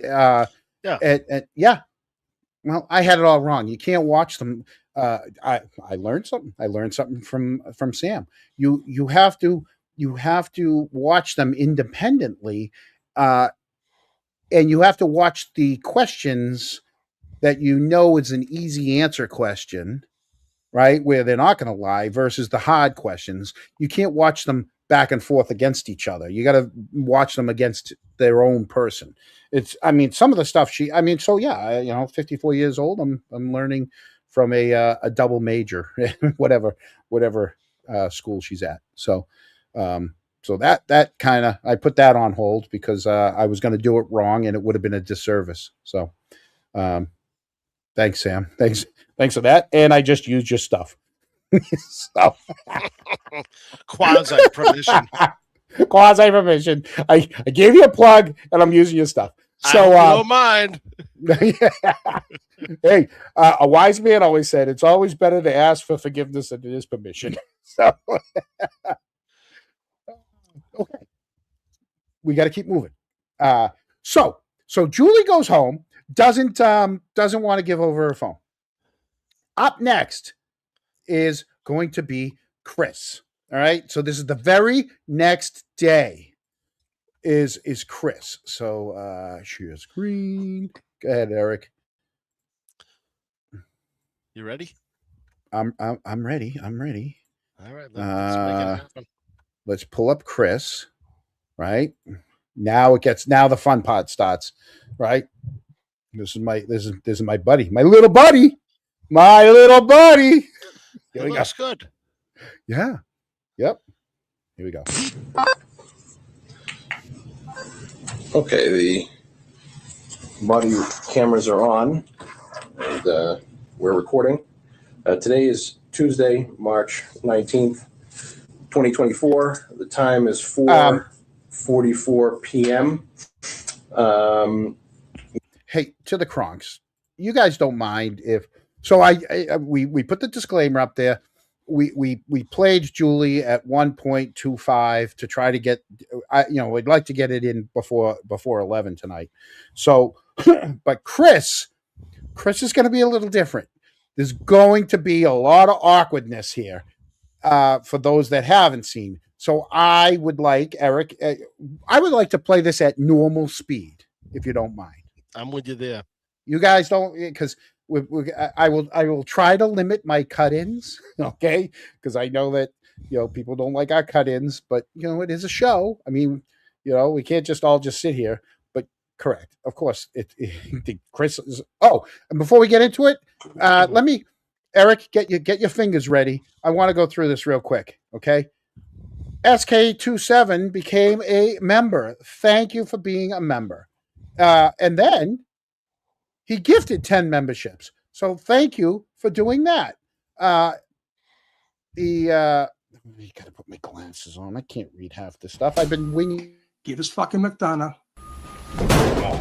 and we'll go easy on you. Can't wear those. Those are filthy. My glasses. Oh, these are filthy. Eric, read that. That happened. Sir, I'll take your microphone away. It is not the right way. John. Yeah. Allegory of the what? Somebody's urologist circumcised a 90-year-old. Well, it was a joke. It was like I just want to know what the cutoff date is. It was my attempt at somebody passed it along to me. I said I would put it up. Renee F, are those ones or I's? Those are ones, right? F11111111. New member. And Terry Doria, is that Doria? Let me FELOPZD. I still know the eye chart. New member.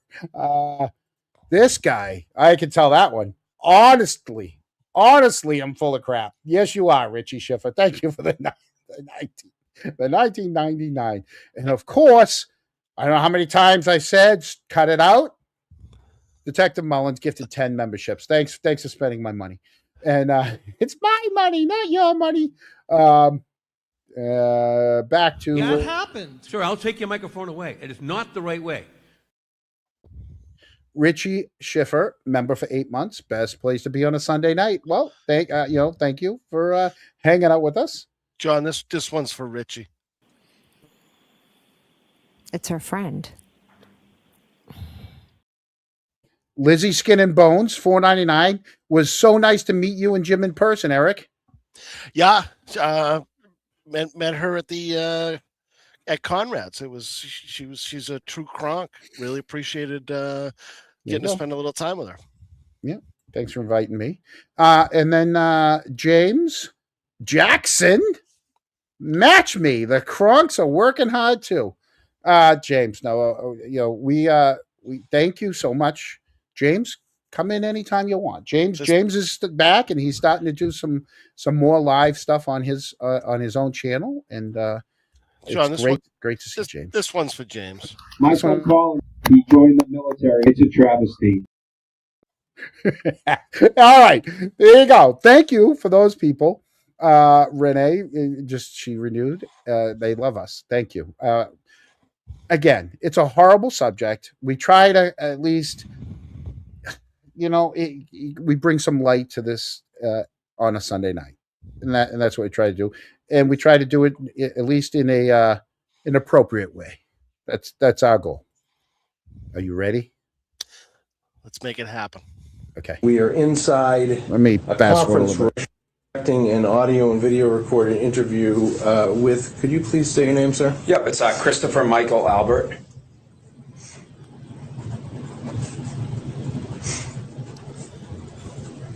And your date of birth, sir? They really got the air conditioning going on. And your address? Yeah, we know what his address is. As soon as it comes back, I have an audible I got to play, Eric. All right. Okay, we have an audible. People, we're going to stay on the train tracks, but we're going to add to the stage with us the voice, James Jackson. What's up, guys? How you doing? Let me turn this down. Yeah, turn your mic down. I get yelled at all the time. Oh, I've been hearing you getting yelled at for your mic. What's up, Eric? Hey, James, how you doing, buddy? Long time no see. I know. James? I wasn't ready for that phone call I just got, but it was a good phone call, man. It was great. Oh, that's great. So, James, you're going to start doing some more lives yes. in the near future? Yes, I am. Are they going to be on a time that some of us older people can watch? Can you not do them at 11 o'clock at night? Yeah, well, that's the thing. I'm going to try to do them during the day. I'm going to try to do – I'm an older person now too myself, John, so I try – All right. Second, you need James, you need a smaller room. Okay, we don't want it to sound like you're I know. Hey, yeah, you're in the Boston Public Library.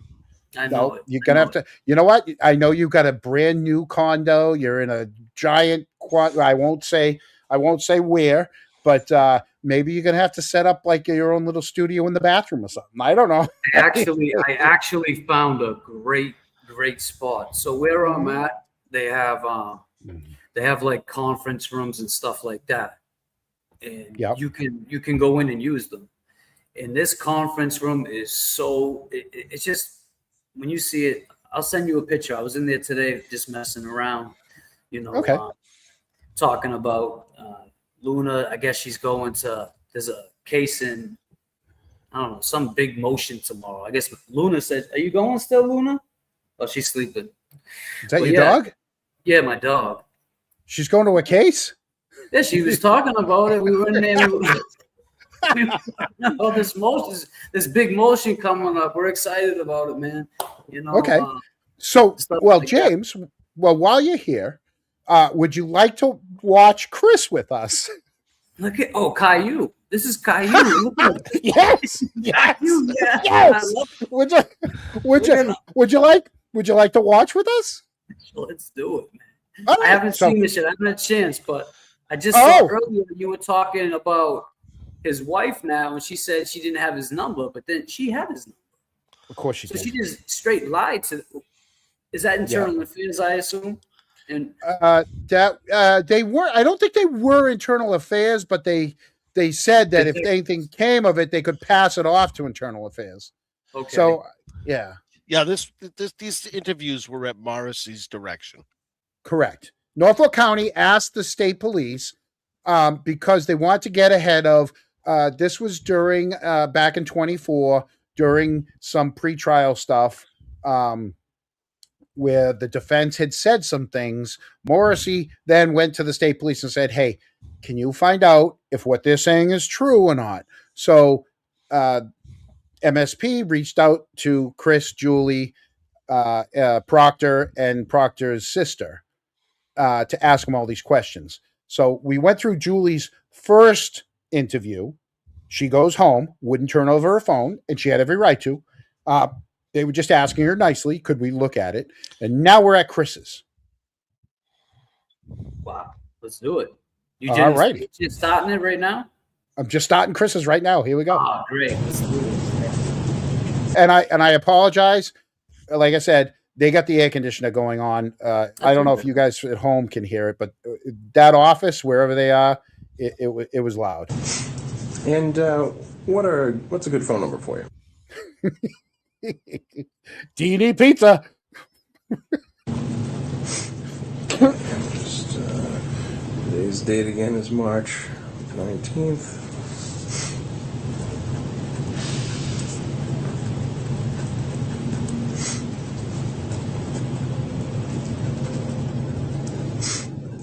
Okay.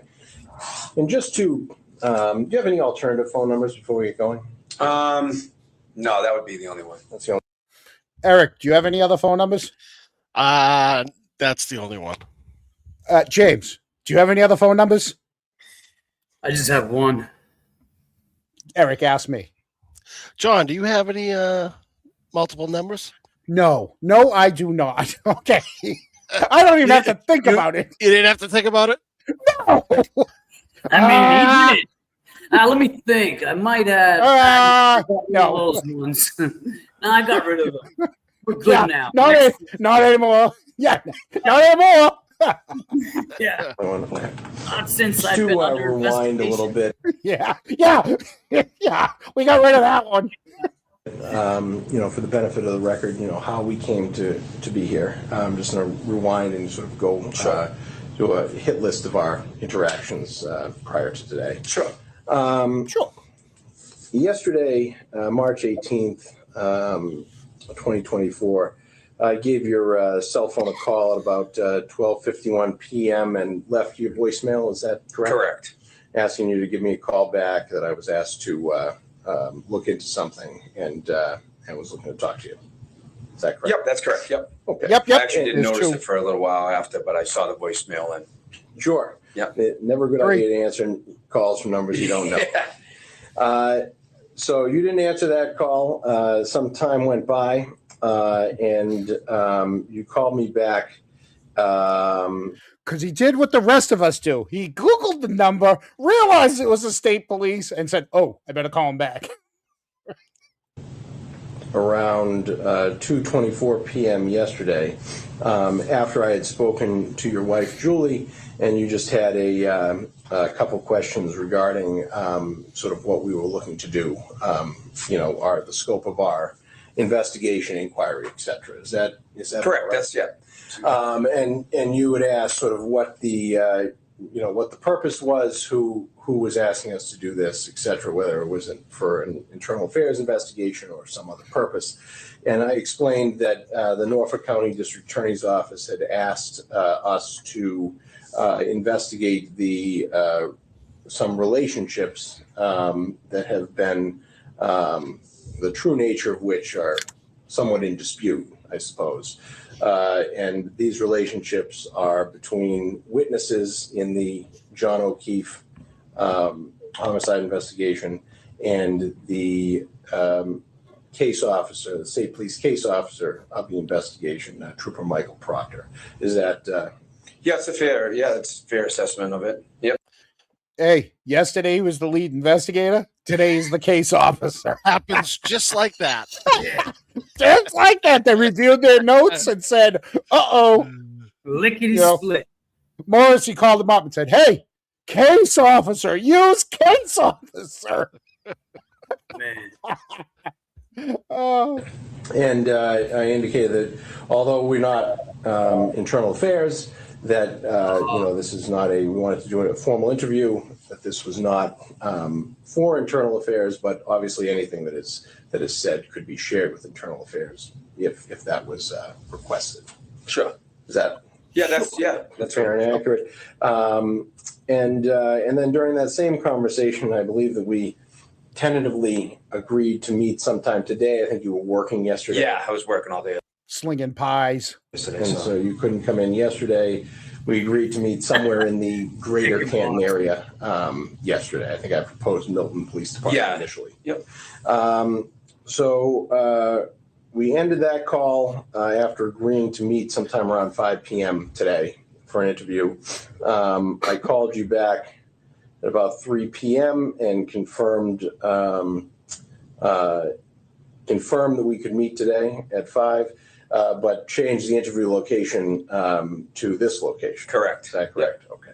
And then I followed up at 3:02 with a text message of this address. Of the address, yep, correct. Okay, and then Hey, Eric. Yeah. Chris has a cronk board behind him. He does have. Just saying. I don't get the cronk board today, but Chris does. He should have used it. And then just today, we exchanged a couple of texts. You had asked to move the meeting up, I thought he was or just the paused. interview He up was standing a little bit. What's that? What's that? I thought you had it paused. He was just standing there, like sitting there. Oh yeah. Yeah. He doesn't move a lot. He's focused. But you will see. You'll know when things get a little uneasy. You'll know. The hands go over the face. He adjusts his stuff like he's gonna adjust the tie. He's gonna get the rapid eye on the head. The rapid eye blinking's gonna come. Yeah, you're gonna. Has he got an American flag pin on his jacket like he was a decorated dude? Is he a decorated dude? This was Tuesday at 4:45, so there's a good chance he was on the way to the select board meeting.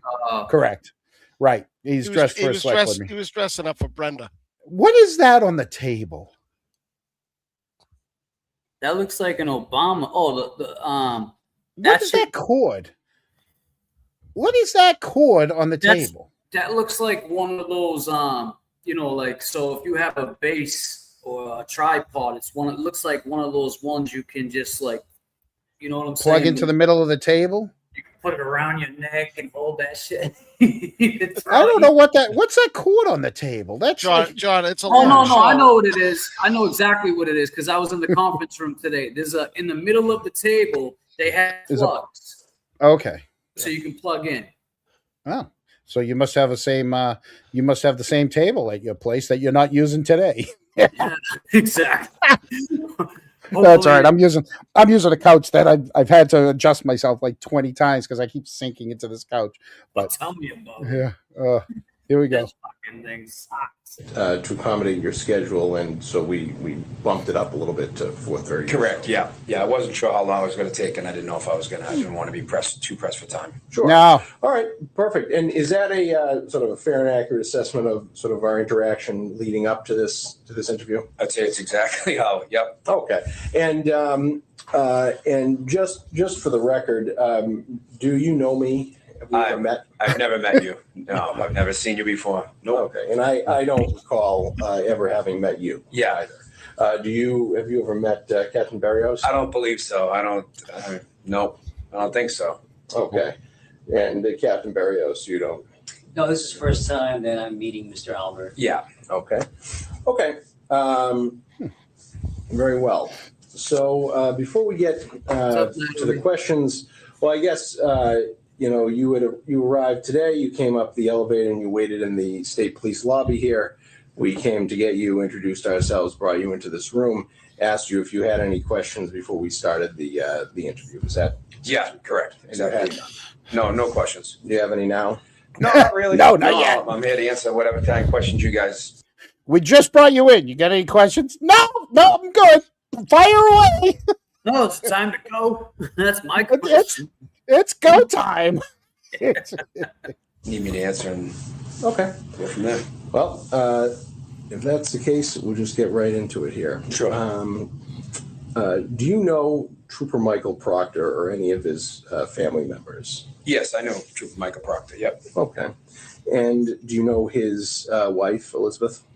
Yes. I mean, loosely, I know her. I mean, I know Elizabeth's married to Michael Proctor. I didn't know her, Loosely. Until, maybe the last 6-7 years. I don't know the exact, how long it is, but yeah. Okay. And do you know his sister? Courtney? I do. I know Courtney. Yep. Okay. How long have you known? Who did you meet first of that group of? Courtney for sure. Yeah, okay. Courtney. Yep. How long have you known Courtney? Gosh.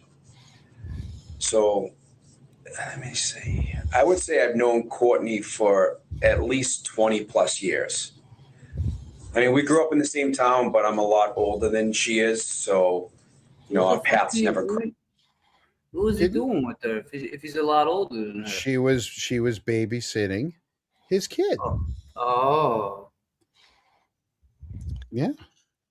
Right?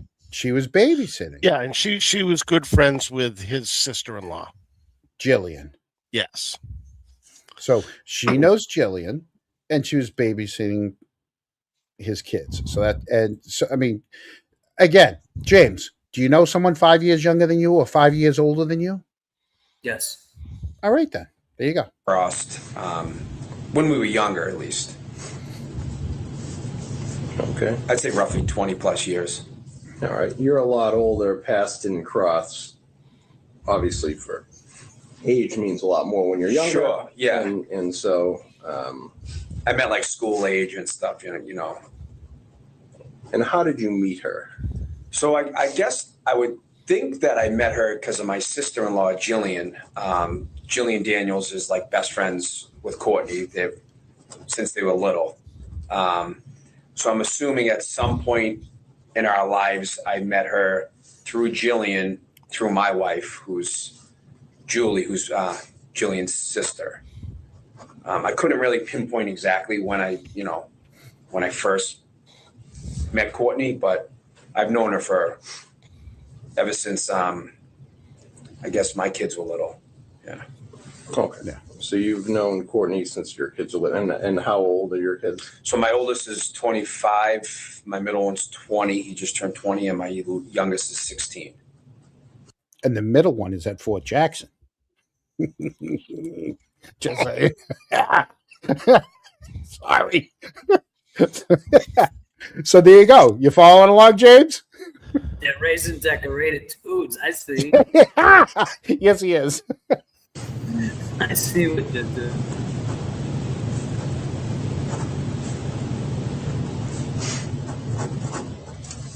Okay. And how long have you known Trooper Proctor, Michael Proctor? So if I was to put a number on it, I've probably known Trooper Proctor for, I guess, I know who he is, but as far as knowing him, probably I've known who he was for maybe 15 years. If I was to put a number on it. Okay. And how did that knowledge of him come about? From Courtney, I suppose. Just knowing that she had a brother named Michael. That's probably when I figured out that I knew who Michael Proctor, even though he's from Canton, once again, he's a lot younger than me. So I never knew him growing up because, age is age. I'm almost 53 and I don't even know how old Michael is. He's almost 53. But John, he just said he knew of him, and he didn't know how he knew of him, but because he was younger. So then, did you know of him because you needed a favor? And Courtney said, "Well, my brother is a state trooper. Maybe he could help." I mean, no. So, we've already kind of established from the other trial, from the first trial, and from Julie's first interview with the state police, they went to all the Proctor's parties. Or weddings well, and no, shit. not just Colin was parties. like, wasn't he in the wedding or something? Yes, I shouldn't say parties, Eric. Family, big family events, right? Family events, right? Is that what you say, Eric? Yeah, like Thanksgiving, such stuff like that. When they pop over, you know. So Or, intimate, like I mean, you know, gender reveal, gender reveal. Yeah. During COVID times, during there was something else. Oh, the engagement. They've known them. They've known him since he got engaged. So they've known Michael Proctor for a while. And here's the thing: both of them. And I know that the I know the chat will be on board with this. They want to make a big deal about the growing up part, like from 20 years old and younger. I was way older. We weren't in school together. Yeah, like it doesn't mean right. They're trying. They distance themselves with the school stuff. He's older. He's been out of school for the same. We all graduated the same year. We all graduated in 1990. Let's cut it off at 90. All right, even 94, 4 years of college. Okay, so from 94 to 24. Okay, that's 20 years of knowing someone. It's a long time.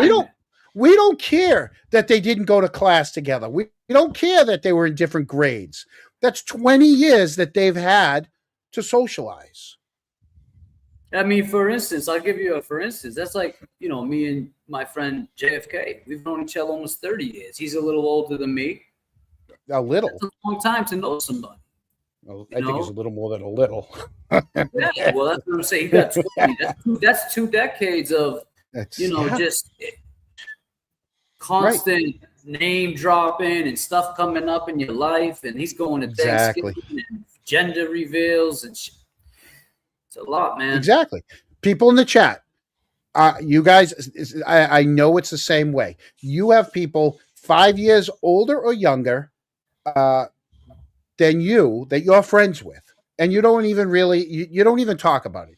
You have some friends that are 10 years. I've been playing men's league hockey since I got out of college, right? There's guys on my team that are the same age as me, that are 5 years older, 10 years older, and even 5 years younger. But we've all known each other for 10 to 15 to 20 years. Right. That's what they're trying to talk about. But these guys want to make it like, I don't know, I'm old and he was young. Right. They're trying to make that they can separate thing. Themselves. Exactly. Yes. Kind of like Katie McLaughlin. I knew a girl named Caitlin Albert in my school. It was a big school. I mean, there was 200 kids in my school. Come on. Yeah. Come on. Right. Yeah. Here we go. Go ahead, Eric. I heard your breath. I was probably breathing. Breathing heavy? He's in his 40s, I assume. Okay. But, so I'm assuming like when, Courtney was close with my kids growing up, well, kind of closer to some of my kids. So I'm assuming at some point she'll have a brother Michael or something. I didn't really know Michael at all. Okay. And again, didn't we just see with Sam Bonino, Courtney in the little bit that we saw? That was my little buddy. Colin was my little buddy. And now Chris downplay. He's like, I don't know. Courtney was close to my kid. Dude, she's close to your whole family. Right. Especially when you're letting somebody get close to your kid. You kind of want to see their background a little bit. You know what I mean? Like that, personally, I would want to know who the hell's around my kid. I was just going to ask you, when was the last time you let an adult be friends with your kid? Never. Right. Without me knowing, knowing, I'm sure he's friends like the coach and stuff at his football team and stuff like that. That's great. That's different. Before he goes into the army, when did you allow someone to be friends with your kid who's in high school, middle school, high school? When did you allow someone to be friends with your kids? That you weren't friends with? Oh yeah, no, that's not happening. Oh, yeah. I have to meet the person. I would want to meet the person first, right. Especially the older. female or male. You know what I mean? Because even females they have different ulterior motives that you never know. Right. All right, here we go. What about Michael's wife, Elizabeth? So, like I said earlier, like I probably just met her through Courtney at some time somewhere. I don't even know exactly when. I probably met Elizabeth for the first time within the last 6 or 7 years, if I was to guess. Probably at a function at Mike's parents' house. Okay. And did you attend their wedding? Their wedding? No, I didn't attend their wedding. I don't even know exactly when they got married, to be honest. Bullshit. Okay. How often do you communicate with Courtney?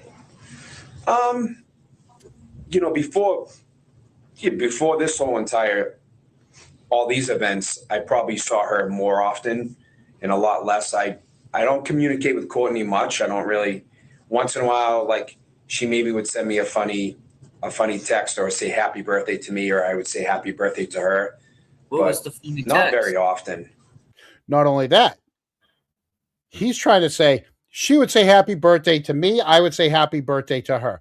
Eric, he left. He went. He made a pit stop.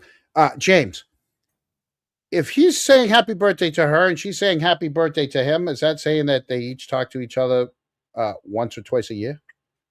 I mean, not necessarily, John, because I just said happy birthday to one of our mods in the chat. I had just met.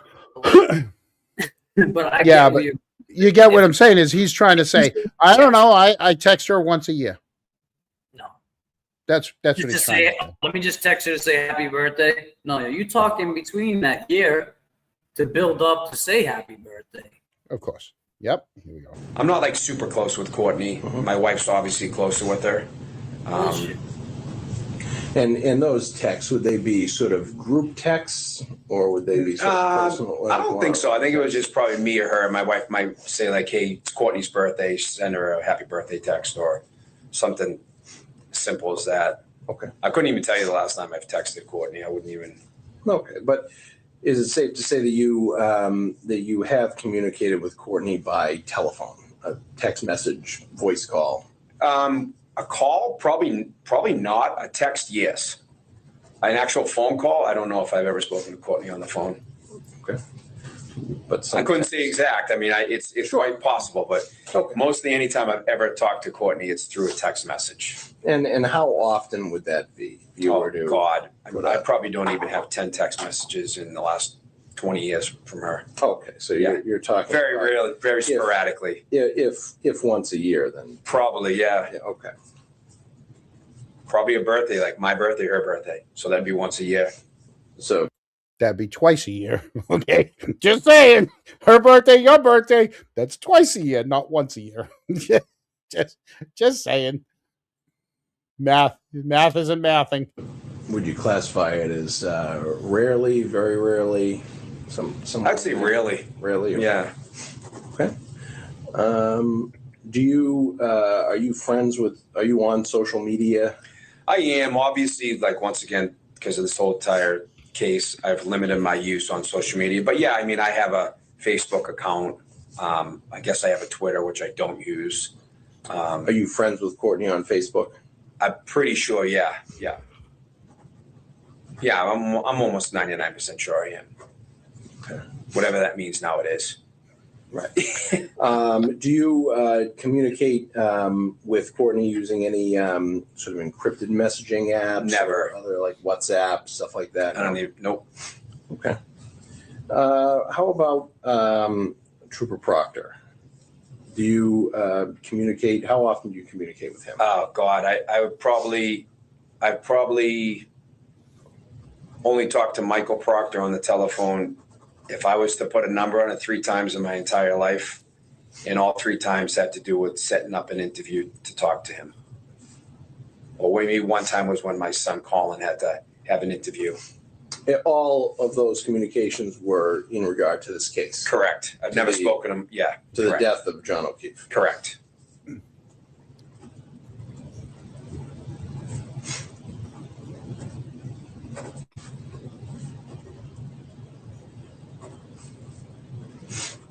Okay. And but you have his telephone number. Did you? I had to get it. I don't have it I don't have his telephone number stored in my phone, but I definitely have his telephone number because I have one text messages from him that when my son had to give an interview, I wanted to know if he was done. And the text message just like, okay, or yes, he's done or something like that. I don't even know exactly. Okay, let's visit that. Eric? John? He has his number because he wanted to know whether his son was done with the interview. He doesn't say how he got his number. Mind you, remember, folks, Julie had already had her first interview the night before. So he already knows that he didn't even have to look. He knew off the top of his head what the one text back and forth was. He did. He's got a good memory. Good memory there. Yep. I got one text. I only got one text with him.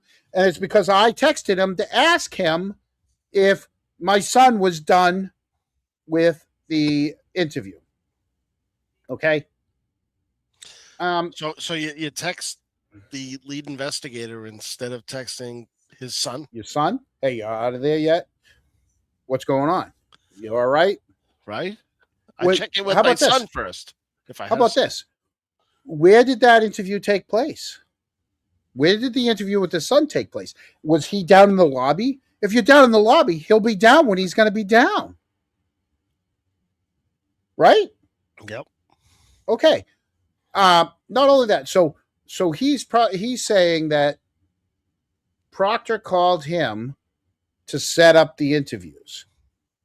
Well, we already know that from the texts in which, well, we'll get to it because, I don't want to give it away to some folks, but basically Proctor was texting Julie because they were having a hard time finding Colin. Colin's lawyer wasn't getting back to them. So Julie had Proctor's number and we know Julie had Proctor's number because remember after they had Proctor's number from either before or even right when they had the interview. I mean, you never know. Maybe Proctor. How about this? It could have been the most innocent thing. All right, let's put this out there. State trooper comes to your house, interviews you because you're a witness to something. What do they usually do at the end of the interview? Hand you a card? Could Proctor have, hey, here's our card. If you can think of anything, give us a call. It could have been the most innocent thing of, here's our card. And that's how they got Proctor's number. I wonder, John, wasn't it alleged early on that Kevin Albert was setting up a lot of these interviews for kind of a liaisons between the state police? It was. Did he not set these interviews up and have some? I don't know. He's been the most quietest person in this whole thing. Could they have gotten the number through Kevin? I mean, I know I have. How about this? I know I have. What's the Boston cop that's no longer a Boston cop? He's now a private investigator that Brian was rumored to work for. Marty Kraft. I got Marty Kraft's business card. Okay. You don't have you don't have him saved in your phone? I don't have him saved in my phone, but I got his business card. John, I got Ted Daniels saved in my phone. Yeah. From 2018. Oh, when you guys ripped off the banner. Yeah, it's actually in my room right now. You got the banner. Yeah, they got the championship banner. Oh, speaking of which, Yeah. while we have this on pause, is there, Eric? Is there some Morrissey boat news? Oh yeah, got word that Morrissey sold both of his boats. Liquidation? Yes, some story about Mhm. the grandchildren didn't like those particular boats. So I understand there's potential he's in the market to get another one this week or next week. Oh, But as okay. of right now, there's nothing in the slips. Okay. The grandchildren didn't like the boat, so that's why. That's what I was told. Yeah. So he's going to get a different boat. It's always the grandchildren that don't like it. It's always the kids. Keep the kids out of it.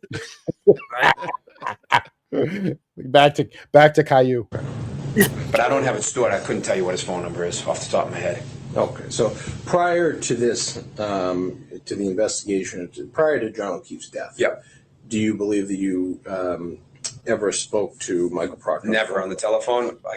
Or had his number? Never. Nope. I would have no reason to.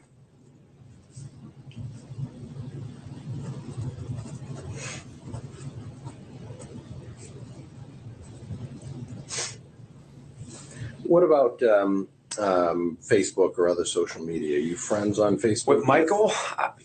I mean, I could look up and I could tell you if I am. I'm not sure. You know how Facebook is. All of a sudden, everyone like friend requests you. Then you have like a million friends, which you're not even friends with. I don't know if I'm Facebook friends with them. I really don't know. Do you mind checking? I don't mind checking at all. Hey, while he's checking, Eric, are you Facebook friends with him? With who? Michael Proctor? No. James, are you Facebook friends with Michael Proctor? Let me check. Okay, I'm gonna check too. I don't think I am. I just want to make sure.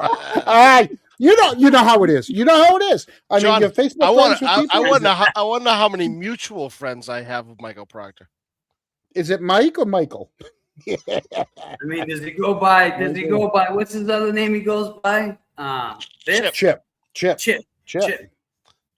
No, I got no Michael Proctors in my phone. I have a couple of chips in there. Speaking of chips, I just seen a comment I have to address when we have a second. Go ahead. You're a guest. This once is a guest, always a pest. This seems like somebody that maybe on your. I've never seen her before. She said she cannot get past the disrespect. Holly Street. I get it. I just can't get past his level of disrespect to William Reed. So I assume she's talking about the gold chain. If you go back, yeah. If you go back and watch that, well, first of all, let me rewind it.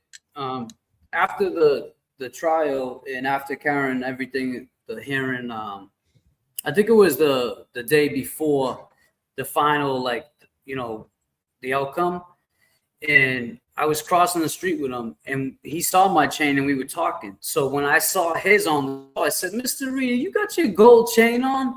So go back and watch that. You'll actually see him flex on me," and he pulls out a bigger one. So it was an inside joke. It was an inside joke, right? Of course. So it's like not everybody gets. There was no disrespect, because I would never disrespect. First of all, not even just Mr. Reed, but an older gentleman, somebody of. I'm not like that. So I just wanted to address that because I see a lot of people talk about that. Yeah. And it was an inside joke between him and I. Have you ever met Mr. Reed? Me? No, the person who said it, Holly. Yeah, but you know what? You're good, James. You're starting your live shows again. You're gonna. So we've had the luxury. Eric and I have had the luxury of the first year that we were on. We really didn't have any trolls, and for the most part, it's because the people from Canton that didn't like us, or that not that they didn't like us, that were against what our platform, didn't want to give us the satisfaction to know that they were watching, even though the numbers tell you that they're watching. All right, and it wasn't until just not too long ago did we start to get some trolls, because what happens is some people are not going to acknowledge you, right? Because they don't they don't want you to know that they want to minimize who you are. So I guess the only thing I'm going to say is you're going to get the haters and you're going to get the people that like you. And you know what? You just I get it. Yeah, of course. Yeah. I appreciate that advice, Yeah. but you know, if anyone gets that, I get it. But when it comes to something like that, I don't want people to think Especially Mr. Reed. I get you. Yeah. No, I get you. I did not disrespect me, and he knows that. You know what? So it is what it is. But I'm sorry, Cap. Let's No. Caillou. Go ahead, Eric. Caillou, Eric. John, I was just going to mention that we don't really have trolls. Those are our friends from the Forensic Four. yeah. Yeah. Hey, trust me. I'm sorry, Forensic Room now. It's the forensic room now. It's the forensic room, not the forensic four. They changed it.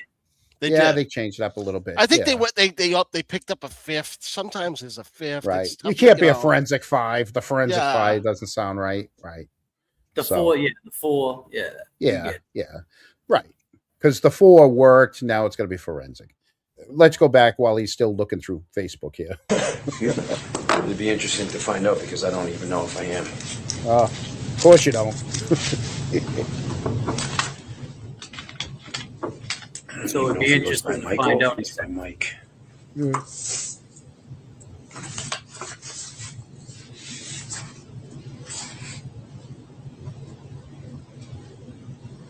Proctor.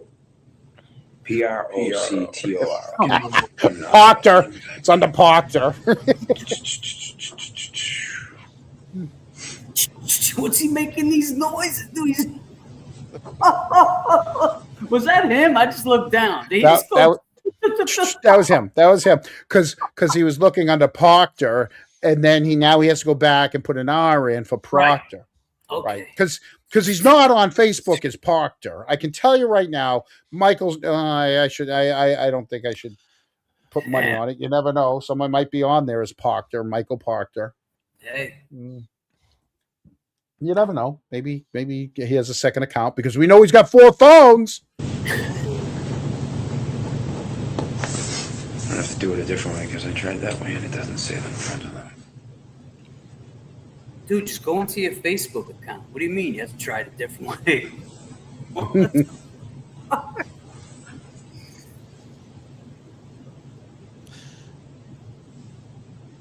Get a Caillou. I mean, it's not saying that I am, but I don't want to be wrong here either. No, if Yeah, I just don't want to take too much. I get it. No, take your time. But do you believe, regardless of whether you're Facebook friends, do you believe that you've had any sort of Facebook messages or anything? No. God, no. Communications God, with him? No. And what about other forms of social media? With Michael Proctor? No, Yeah. never. And what about like encrypted messaging apps or WhatsApp, stuff like that? Out. Sorry. Okay. No, never. Okay. And what about Elizabeth Proctor? Do you speak to her at all on the phone or Facebook? Or? I've never spoken to. I don't think I've ever spoken to Elizabeth Proctor on the telephone. I think I might have had a text or two with her, only in regards to this whole entire Turtle Boy crap, which is this guy that was been blogging about my son, about me, my family, my extended family. I think I might have had maybe two text messages with Elizabeth, but literally only to do with Turtle Boy. So I don't have her number stored. John? Yeah, go ahead. Did you ever reach out to Elizabeth when, because of this Turtle Boy stuff? I had stuff with Turtle Boy. I never reached out to Elizabeth. I'll go one further. When Jen sent Turtle Boy my Instagram picture of me in my Canadian Speedo, I never reached out to Jen to say, what the fuck are you doing? I never said that. So no, I haven't reached out to, I never reached out to Chris. Chris reached out to me. I never reached out to him. Wow, there was that one time at the library. Well, but again, you know what? You're right. I was so you're right. I apologize. There was one time that let's not say reached out. I was in person, in public, asked Chris, hey, you've been calling me. Well, he had been calling me, and I didn't want to take the call. I wanted to face him in person, and then that's when the belly bump incident happened. and But that was a video, right? I remember. Oh yeah, that. oh yeah. He actually asked us to stop recording, which we did. We honored his request. Right. We stopped recording. That's when all heck broke loose with him. Yeah. I don't think I've reached out to any of the other witnesses. No. Well, Lucky. I mean, me and Lucky, but I mean it's because it's different. We have dinner once a week, right? You know, but yeah, nope. Eric, have you reached out to anyone? No, of the witnesses? Yeah. No. Okay. MSP? Have you called MSP? I have not called MSP. Okay. Just wondering. Okay. Either so. Okay, and they were regarding Turtle Blood. Do you know how you got Elizabeth's number? How you came to get her number, or? I don't. I'm assuming maybe from my wife, maybe. Okay. Yeah.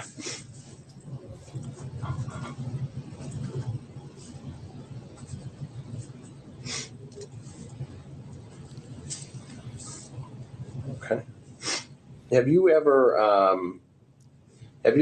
engaged in personal conversation with Michael Proctor, like in person? Not in regard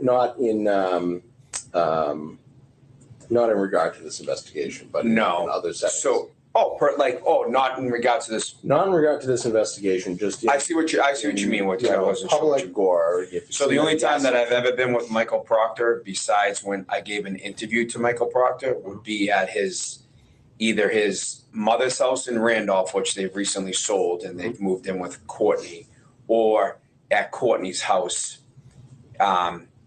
during someone's birthday, maybe. So those are the only times that I've ever been in a personal setting with Michael Proctor, was either at his mother's house in Randolph or his sister's house in Canton. I think maybe during Thanksgiving we went over there or something. Meaning Courtney's. The mother's, it would be like, one of Courtney's kids' birthday parties. Not even Michael's, because Michael's kids, they're much younger than Courtney's kids. So the only time that you've ever been in the same social setting with Trooper Proctor has been either at his mother's house or Courtney's house. Correct. Okay. Have you ever been to his house? Never. You've never been to his house. I've driven by his house before, because it's a. Okay. Why are you giving him information?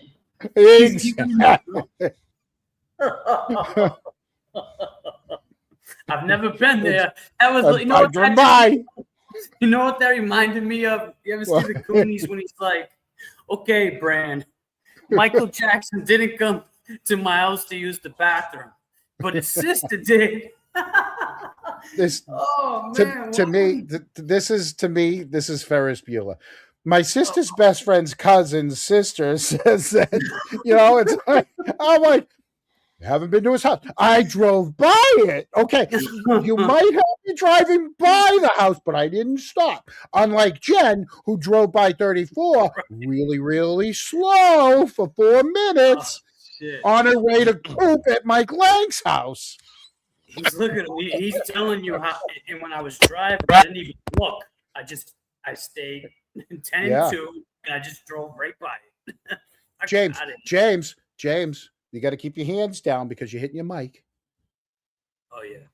Yeah, I know. I get yelled at.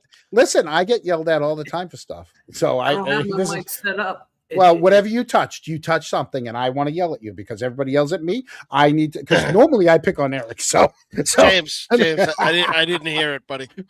I didn't either. I don't know what he's saying. Because you know why? Because I get the headphones on tonight, and so I hear everything through the headphones. I know. And when I have mine. Oh, when you have the headphones on, you hear every little thing. And like I said, normally I like to pick on Eric. Tonight, it's going to be you. Eric gets a free pass tonight. Just like you said with the headphones, that's how we knew when Higgins called in, you could hear it. and compare it to when you testified and everything. I mean, you Yeah. just knew. It was like quick. So do you? And I this is a serious question. I'm not being a goofball. Do you honestly believe that was Higgins? 100%. Okay. All right. There's a backstory to that we'll Yeah. get into if you another time. But yes, 100%. Yeah. No. Well, yeah. Another time. I'm just curious. I guess. Definitely 100%. It was Okay. him. All right. Yeah. Well, he's a decorated dude, so I mean, maybe he Yeah. watches all these shows. You know, Colin's going to be a decorated dude soon. Bet you Hopefully, if he makes it. he's being decorated in mud. I mean, it is the 5th week. You know, they're doing the obstacle course this week. I Even think. Hell Week, right? Did you know that there's like 6 different Facebook pages for that one squadron, platoon, whatever you call it? Yeah. Really? So, yeah. Oh yeah, go to Facebook and type in the. John wakes up in the morning and checks it out. Yeah, they put like 36. Listen, all right, I'm gonna say this. I'm not saying there's photos of him out there yet, and I'm not saying there isn't photos of him out there yet. Obviously, I have not posted any photos. I'm not a creeper, but they post like 50 to 60 photos.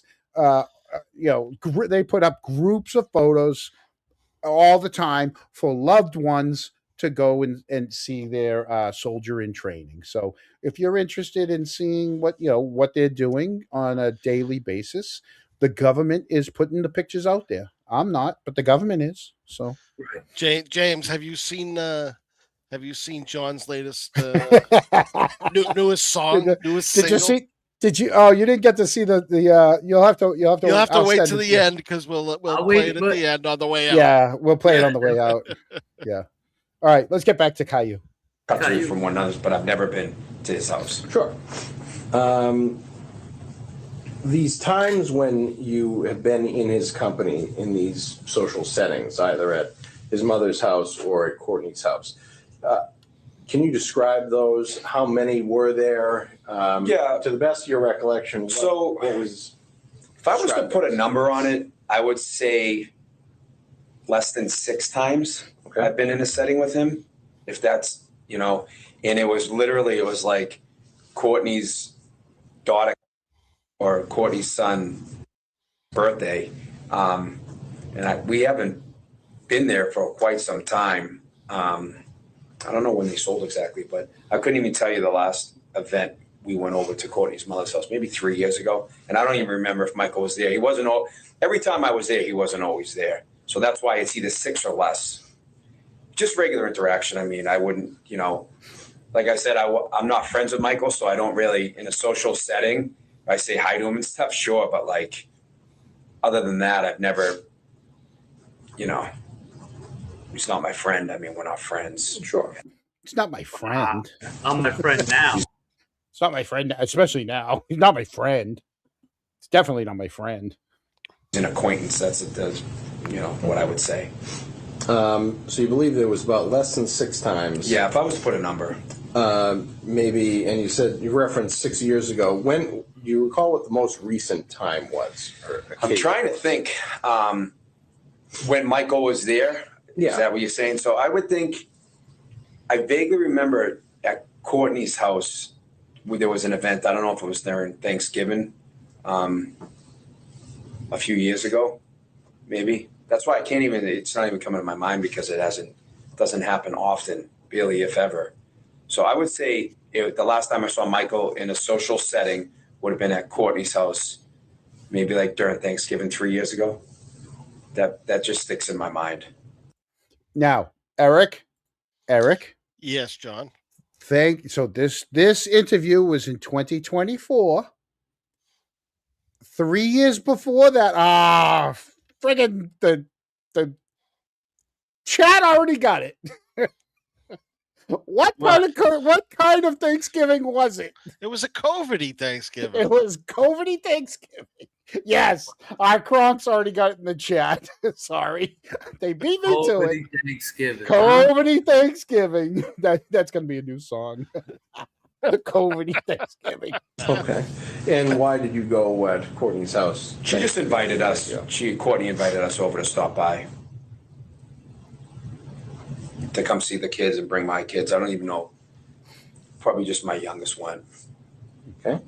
And did you have any conversation with Michael Proctor? Not that I remember. If I did, it wasn't of any relevance. It wasn't significant. No. Or, like the decorated dude would say, nothing of any substance. How do you get invited to a Thanksgiving dinner and not, like say, that's "Hey, how's just- it going? How's work? What's Right. going on? Yeah, what barracks you out of? Any of that stuff? Yeah, How do you not know the whole family? I know. Well, It's they do. Thanksgiving. Well, he was the selectman back then, right? He was working as a. This could have been. This could have This been. is prior. This is He prior. was This is the selectman year during before. this interview, though. This is a year before. The COVID Thanksgiving that he's talking about is the year before.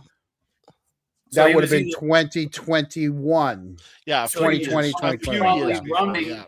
running for it, right? We don't know when he declared. I actually did try to look up to find out when he declared for that. They probably declared in January. Yeah. And then because the election was in April. I'd like to do this real quick because one of our cronks just gave us a plug. Thank you. Have a great weekend. You need to unplug. Thank you so much for the $9.99. Eric, do you want to give her something on her way out to unplug? Absolutely. We need to, It's her friend. That's my favorite one. You know that. That's totally my favorite one. I'll tell you, that was my favorite day in court, watching her. Oh, I'm so mad at you. You got to go in on that one. You got to go. If I could have ever picked, I would have wanted either Chris or Jen. Those are my two. Instead I got the decorated dude and you got Higgins? I I asked my uncle too. I said, Uncle, try to line it up where I come in on Bring Your Nephew to Work Day where I can see Kevin from South Boston. He was like, I'll try. But we only get the list a day or two before. So I'm like, all right, well, just do your best work. And he tried, but Yeah, and I got Allie. And I got Allie and I also get Allie one day. So those are my 2 days. So yeah. But the decorated due date, that was I was in court the day that one of the jurors almost passed out or fainted because it was so hot in there. And James, you've second met trial me. or first trial? First trial. I'm kind of the first larger. trial wasn't the small room though, wasn't it? It was a bigger room. It was no. We were squeezed into those. It was the small room. It was the small room. The same room both trials. Okay, yeah, we were in those. Yeah, we were in those. The hearings were in the bigger one correct. The first trial. So I'm in the second row in those wooden pews, like you were at St. John's. Anyone from Canton remembers those pews from St. John's? That's what it was like, and they taped off half of it, so you had to squeeze in. Yes. And let me just say, I mean, I dressed up nicely, right? I didn't have this on. I had, which made it worse. I actually had a little silk pocket square thing. Yeah, I had had a pocket square. I had, and that thing. I used that thing. Thought I was the only one. I was like wringing that. I was like wringing that thing out. Right? It was that hot. It was so hot, and I was trying not to move. I sat there because I knew any movement was going to be horrible for any person on either side of me. I felt I'm like I couldn't believe that they invited me back for the second time because I'm like I was like baby Huey taking up like so much room. Ma, but tell me, won't let me have any room in the pew. Tell me, Kelly Reed wasn't prepared. Oh, she had the cushions for you. She had her cushion. She had her cushion. She had cushions for everybody when I went. I didn't have a cushion. Everybody. No, I didn't have a cushion. Waters Okay. for everybody. Hey, I got let me tell you. It was like going to Newman. I got a bag, a little herder kit. I had water. I had snacks. Yeah, no. chilling. I took a picture. I took that one picture in the hallway on the way out with Alan Jackson and David Yannetti, and that's when one of the court officers screamed at us, and I won't say which one, but one of them turned and said, "Well, we just broke the law." I was like, "I'm sorry, guys," but no, it was great to actually see the legal process, but come on, put some air conditioning in that place. I know. Meanwhile, look at me. I'm down in my basement right now. Yeah, I'm one of them too. I need a fan. I need AC. I can't. Oh my God. I can't deal with heat like that. Amber, I'm gonna move my mic away a little even more. There we go. Sorry, I get loud, Amber. I get loud once in a while. John, you could put that mic across the room and we'd all hear you. Well, I think I'm louder than John, and I have a little bit. Yeah, but I turned yours down a little bit. I turned mine down a little bit too. Well, you know what? Turn it down. Let's hear from Caillou. Yeah, Caillou.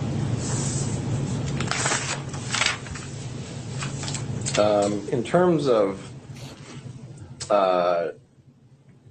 Trooper Proctor's wife, have you ever socialized with her or been in a social setting with her when Trooper Proctor's not been there? When he's not been there, never. Never. No, I shouldn't say never, but not that I can ever remember. No, I'd have no reason to be in a setting without Michael being there. Okay. And what about Courtney? Have you been at social settings with Courtney Sure. without Michael and Elizabeth? Yeah. And how often would that be?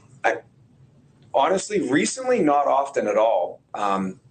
Recently, not often at all, because we know what's going on right now. We're in the middle of an investigation. I got to let this play a little bit longer. I can't keep pausing it, but pretty much, honestly, because of all this whole, once again, this whole case and this Turtle Boy nonsense, we specifically tried to stay away from people so that we're not, we're not near each other. I didn't want to be, I don't need that person writing any articles about me. So, right. So, not a lot in the last couple of years, not a lot at all. I did recently stop by Courtney's house with my wife to drop off her son. Mm-hmm. So we bought him a gift, like a toy or something. So we stopped by there. I think it was 3 weeks ago. We stopped at CVS and got him a Matchbox. Somewhere around 3 or 4 weeks ago. You and your wife did? Yeah, just me and my wife. Okay. To give her son a gift. Yeah, a toy. What type of toy was it? Matchbox. Okay. All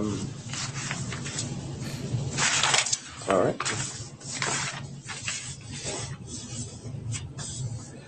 Have you ever been to parties, weddings, or social events where Trooper Proctor or Elizabeth have been present? So the only event like that I went to was a wedding, and it was Courtney's wedding.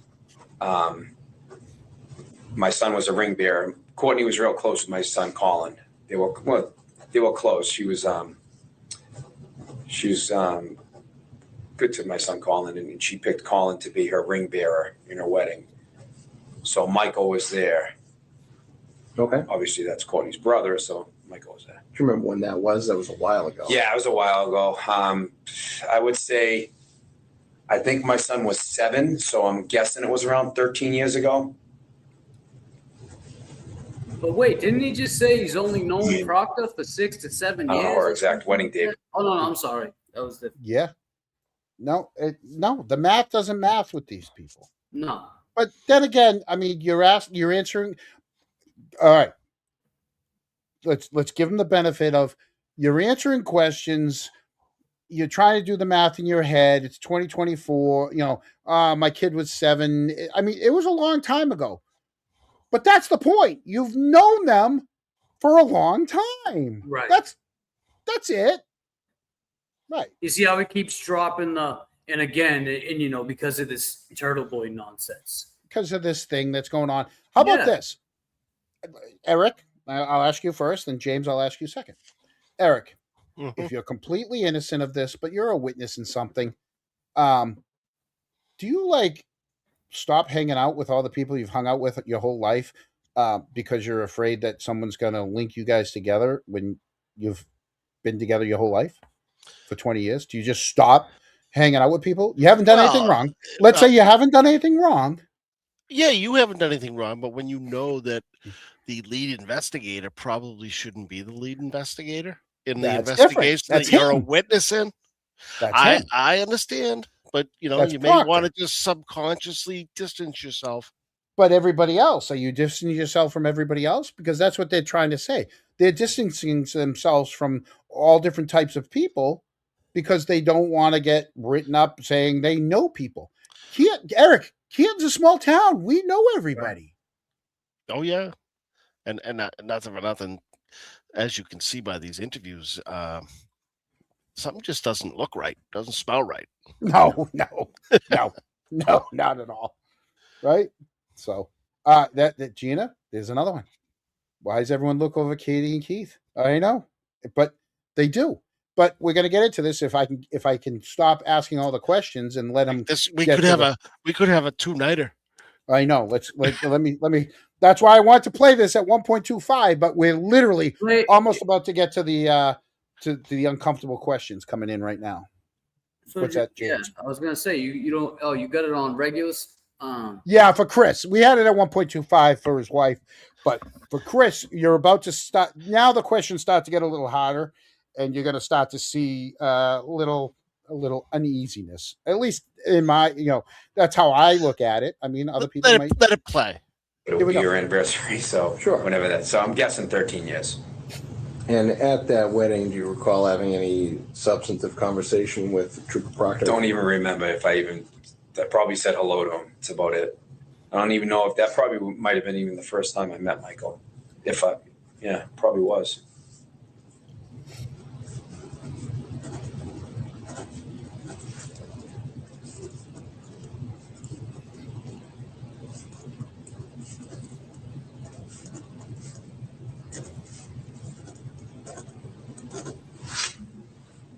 Okay. Any birthday parties or anything where Trooper Proctor and his wife have been present? Yeah, so I'm assuming over at Courtney's mother's house, there's probably definitely been a couple of birthday parties. I'm assuming that they were Courtney's kids and not Michael's kids, because his kids are a lot younger, and I wouldn't be invited to go over there for Michael's kids, right? Because I'm not close with them, so. Right. But your wife is close to Courtney, and correct. So on the basis of that relationship, you go to Courtney's house. Yeah. Courtney's brother is Michael, so Michael just happens to be in the same orbit there. Of course. During these things. Okay.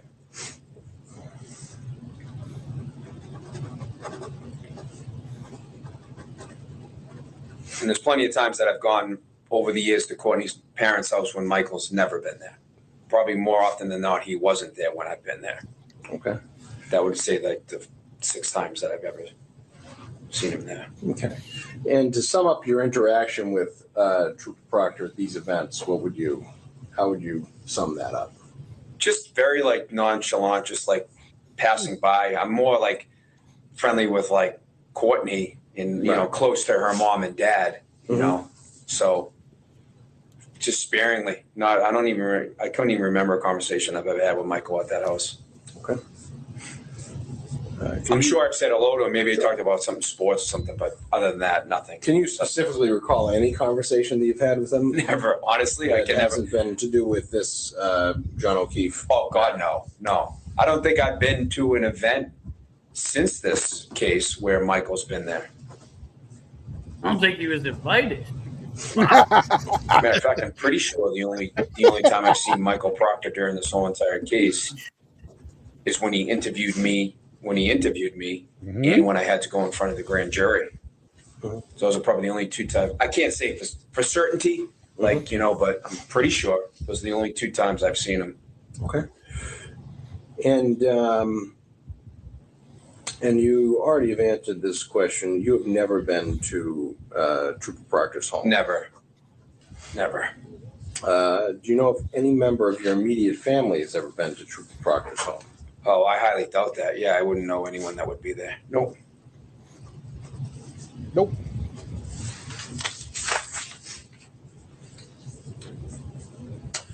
Have you or any member of your immediate family ever babysat Trooper Michael Proctor's children? No, not that I'm aware of. There would only be my wife, and I can't ever remember a time my wife ever babysat for his kids. You have not? I have not, no.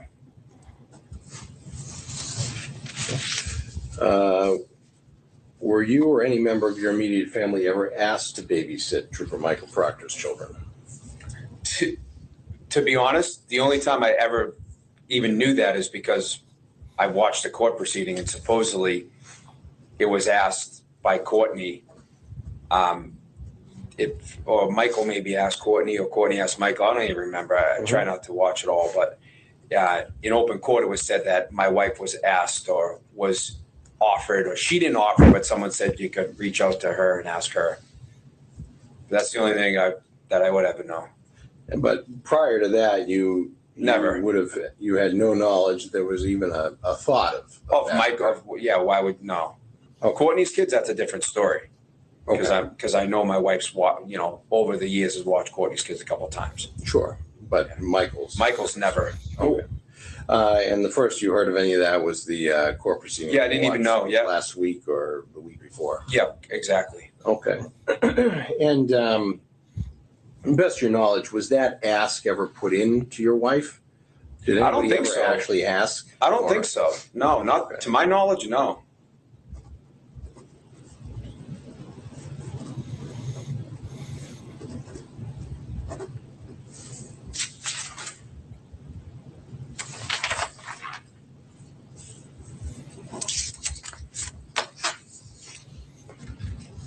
All right.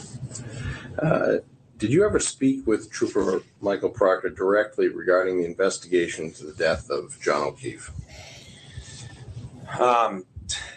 As far as like I suppose the answer is yes, because he interviewed you. Yes. In regard to that. Yeah. So the way he said no earlier. But how about the fact that the investigator answered the question for him? let him down the path. Wow. He's like, the answer's gonna be yes, Chris. But earlier he said, "Oh, absolutely not. No, there was no talk there about that." Can I phone a friend? Yeah. Can I get a 50-50 on that? Oh, no. Next question. Next question. Oh shit! He's like, "Hey, is the heat on this fucking place?" Grand jury, so and he was. I think I went to two grand juries. I went to the state grand jury in regards to the Karen Reed case, and I went to the state grand jury in regards to the witness intimidation case against Turtle Boy. Yeah. In the Turtle Boy case, I believe Michael is also classified as a victim, him and his wife. So he was present in the jury room before we went into the jury. Okay. All right. But as far as like I didn't have a conversation with him. I mean, I think the special prosecutor might have been there. I don't even remember. But okay. So obviously he interviewed you in regard to the death of John. Correct. Prior to or after that, aside from the normal business that we discussed at the outset of this interview, there's always some back and forth setting up interviews and stuff like that. Yep. And then, reasonable follow-up afterwards. Aside from that, anything like that surrounding your interview with him or your appearance in the grand jury, did you have any sort of private conversations, if you will, in regard to the homicide? Not that I can recall. I specifically made a point not to talk to people about it.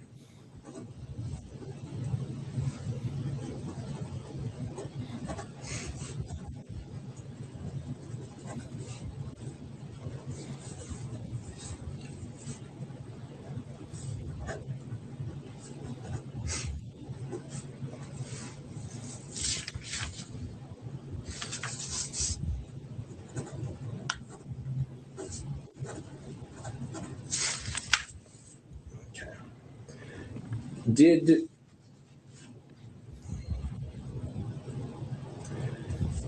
Courtney ever provide you with any information regarding the death of John O'Keefe that you believe was not public or not yet to be public? I don't believe so. No. Okay. Do you know if she provided any such information to your wife? I don't believe so. Not that I'm aware of. Okay. Did you ever attempt to elicit any information from Courtney regarding the investigation to the death of John O'Keefe? Not that I believe so. I mean, no, I wouldn't say that I elicited anything from her. I mean, the stuff that's in the paper, I mean, stuff that's out in the open. Have I maybe talked to her about it? I mean, I don't want to say no, but I've never like gone out of my way to, you know, if anything, we didn't talk for a long, you know, we kind of stayed away. Can you recall any specifics, or are you just saying that you can't? Are you saying you don't want to say no because you can't? Yeah, I can't be totally certain, or are you saying I can't recall any specific thing that I got out of Courtney that I asked Courtney? Okay. Eric, you want to take that one? No. Okay. James, you good? We'll leave this one alone. Okay. But I know you guys are thinking what I'm thinking, but we'll give him a pass on this one. Chris, you're getting a pass. But you believe that it's possible that there may have been some Sure, yeah, there might have been something. Okay. But you don't recall what any of that would have been? No. Okay. It definitely wouldn't have been anything of any relevance because I'd remember it and I would tell you. Okay. Woody? Woody, tell him. Did anyone ask you to attempt to elicit any information from Proctor or Courtney regarding the investigation into the death of John O'Keefe? No.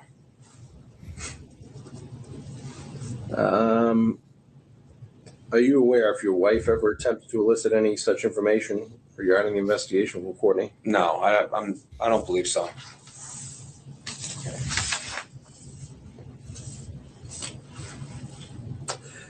I think you've already answered this.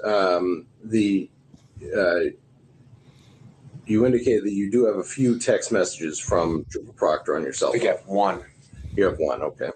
I actually looked for because after I believe you might have asked my wife if she had any, so I'm like, just for curiosity. But I don't even have them stored, so I had to punch in what his number was, and then it's just very vague. It says like, okay, and then I said, yeah. I think I was trying to call him to see if Colin was done with his interview down at the DA's office, and I think I might have called. Best of my recollection, I called him like, hey, are you guys done yet? And he said, no, I'll text you when we're done. So he wrote all set, and I wrote okay. Okay. Other than that, I don't have a single text message in my phone from Michael Proctor. Any group text messages you think that he was a part of? With Michael, no. Okay. Okay. Here we go. He doesn't think there's any group texts, right? With Michael Proctor. Because he had to punch in his number, right? Because his wife came home. According to him, the wife came home, told me how her meeting went. So I looked into my phone to see if I had any text from him. I don't have him in my phone, so I had to put his number into my phone. How did he get his number? Because he remembered he tried to call him, right? When his son was at giving his statements, and he texted him back. Did he get that number off the business card? Maybe. But how did he get that number yesterday? How did he know what number the day before or the night before? So his wife went in the day before, right? Yeah.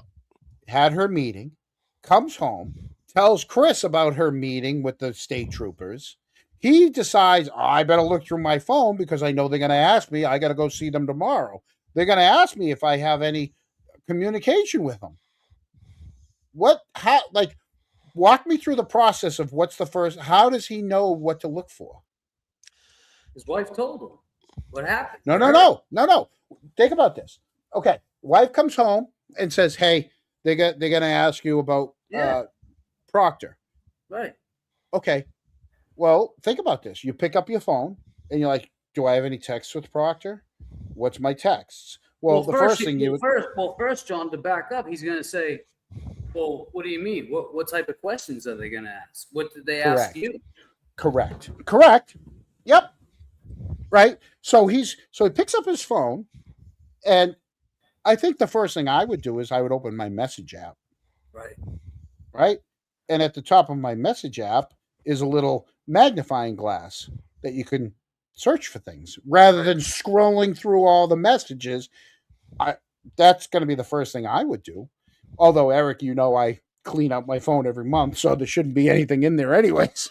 You and Chris kind of have the same system. You just remember the phone. No, me and Proctor. The 30 days, the 30-day delete. It's the 30-day dirty delete. 30-day delete, yeah.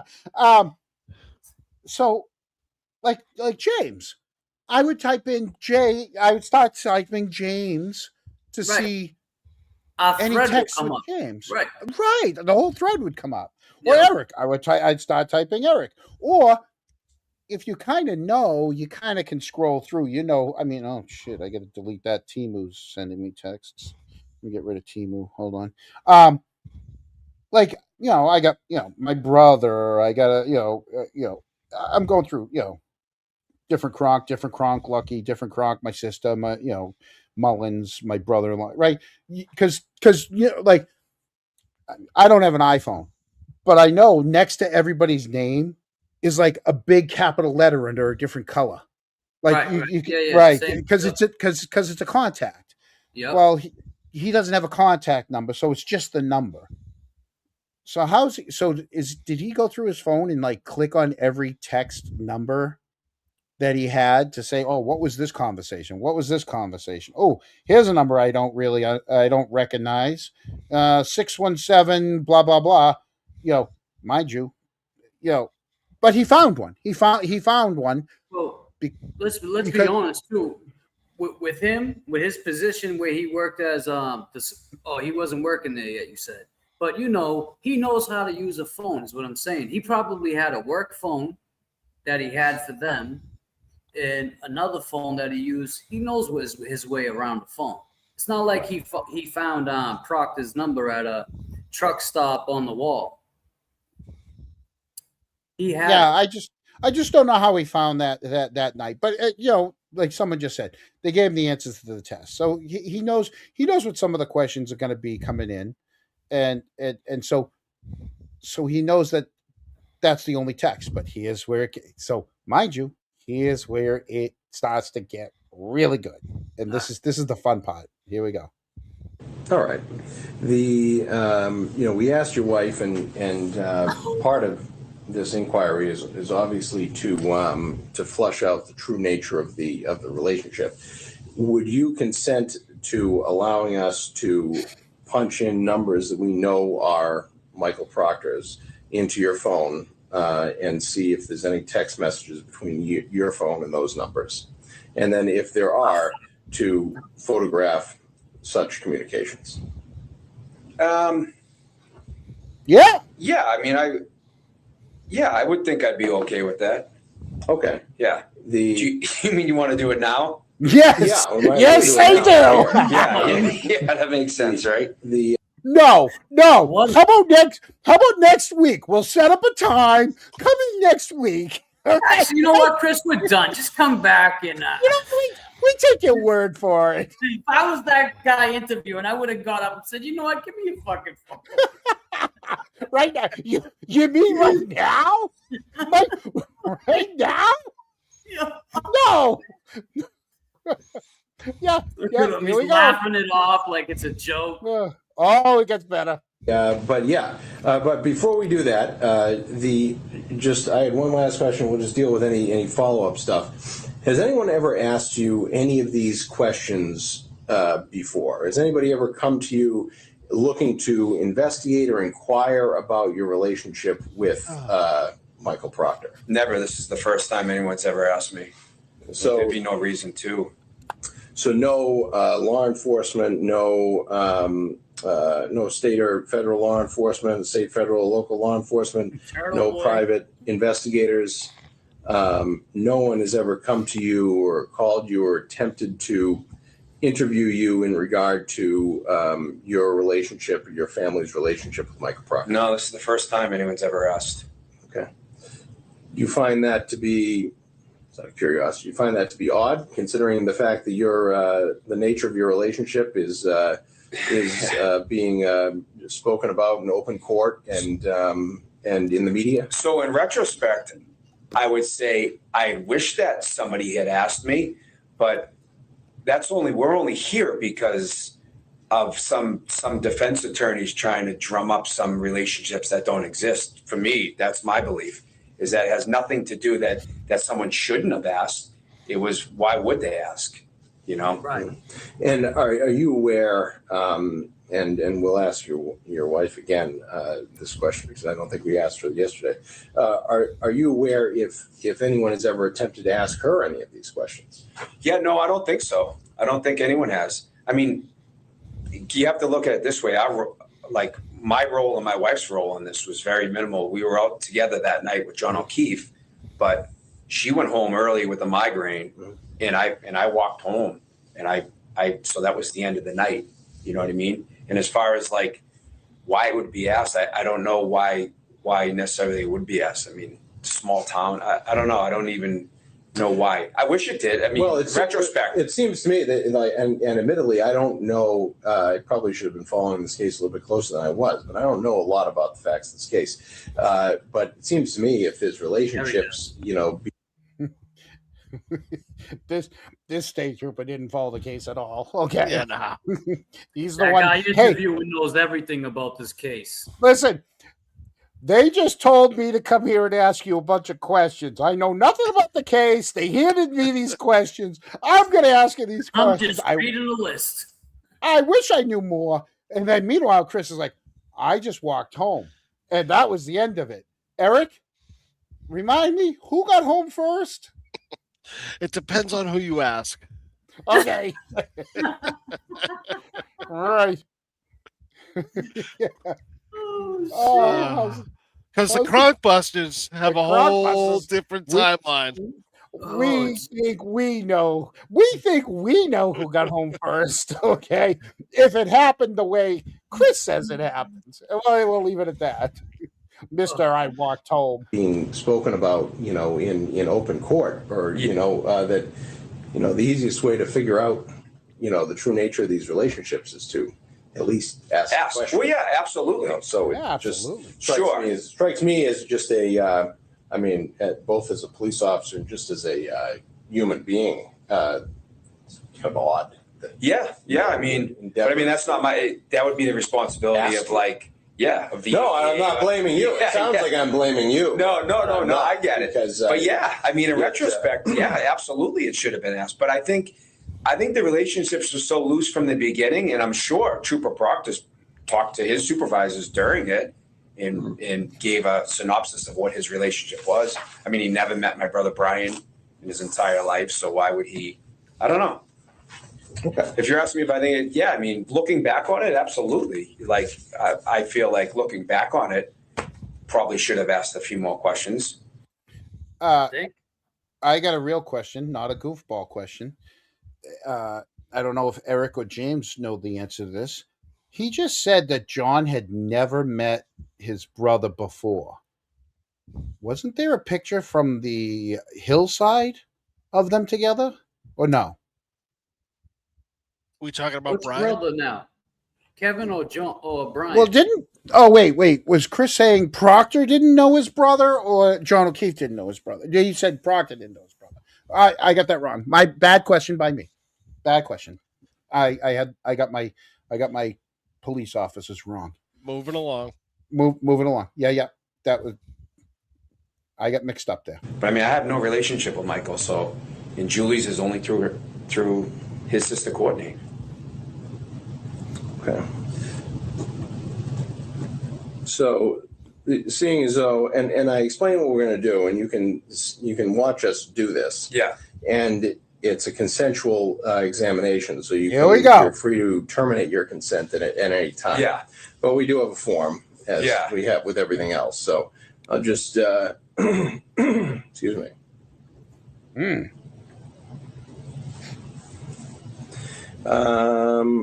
What kind of phone is it? iPhone? Yeah. I don't know what number or anything. That's okay. And this one's associated with.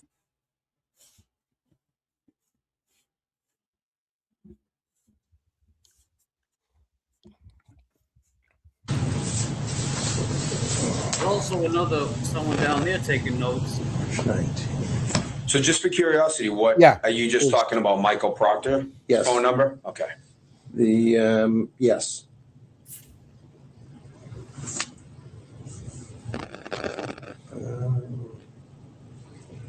Don't need any of that.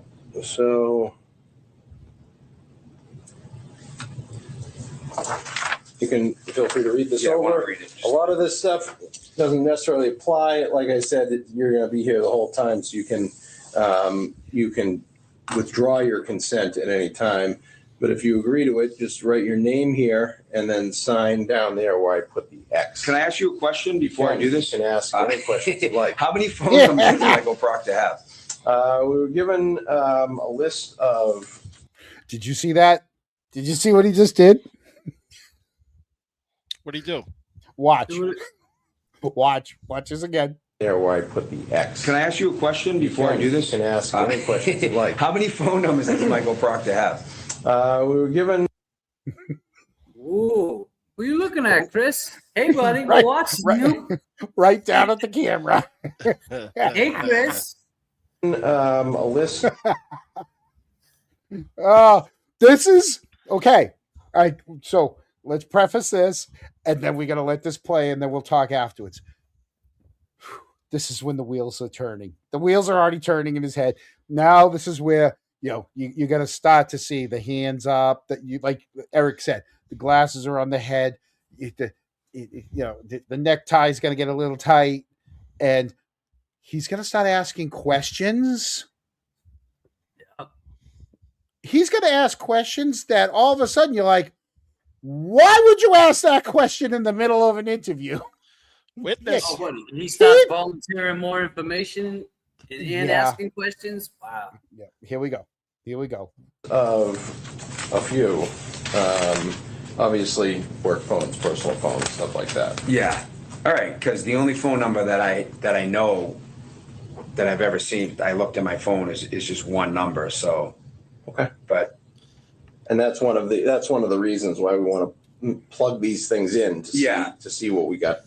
Yeah, but I would hate to do it and then not like realize if he had texted me from another number that I didn't know. Well, this is one of these things. Why we're doing it. Yeah. Because if there's the possibility that there are text messages out there, it's kind of important to flush that out. Yeah. I get what you're saying. It goes to the the nature of your relationship with them. Okay. Yeah, that's fine.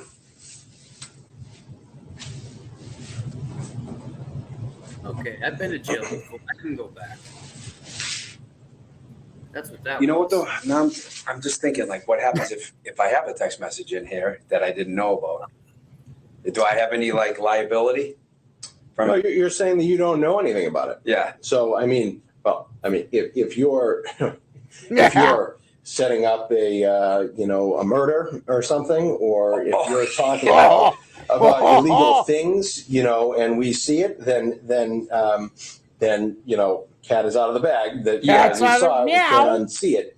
But in terms of you're saying you don't believe that you've had any additional text message communications with Trooper Proctor or any of his phone numbers, and obviously people are mistaken all the time. Like the number of people that certain people communicate with on a daily basis is quite large. Yeah. And the volume of text messages that people exchange with people Yeah.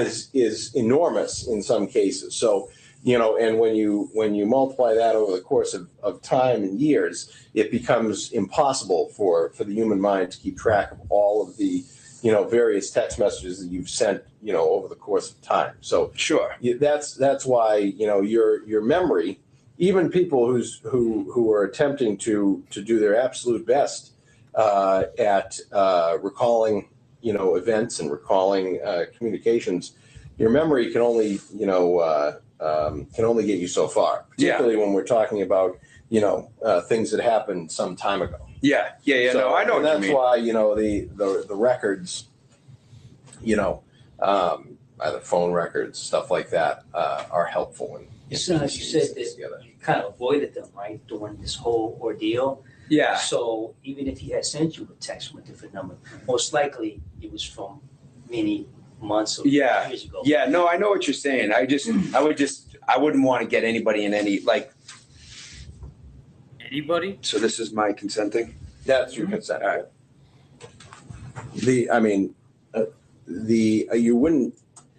You're concerned about getting somebody in trouble. We can't make assurances. We don't know what's on the text. But, Yeah.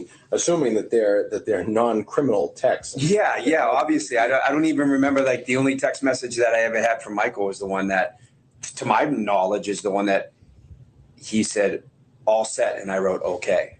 Mm-hmm. So okay. All set. Oh, You what? know that? We'll just sign this here. If you can just date No it. context to So 8 minutes. It took him 8 minutes to sign that. 8 Wow. minutes. Because he started to, and some of it's because he's listening to the guy give the explanation of, why he should help out and sign this and let them look through his phone. What'd you think about the body language during that 8 minutes? He's nervous. He got nervous. Because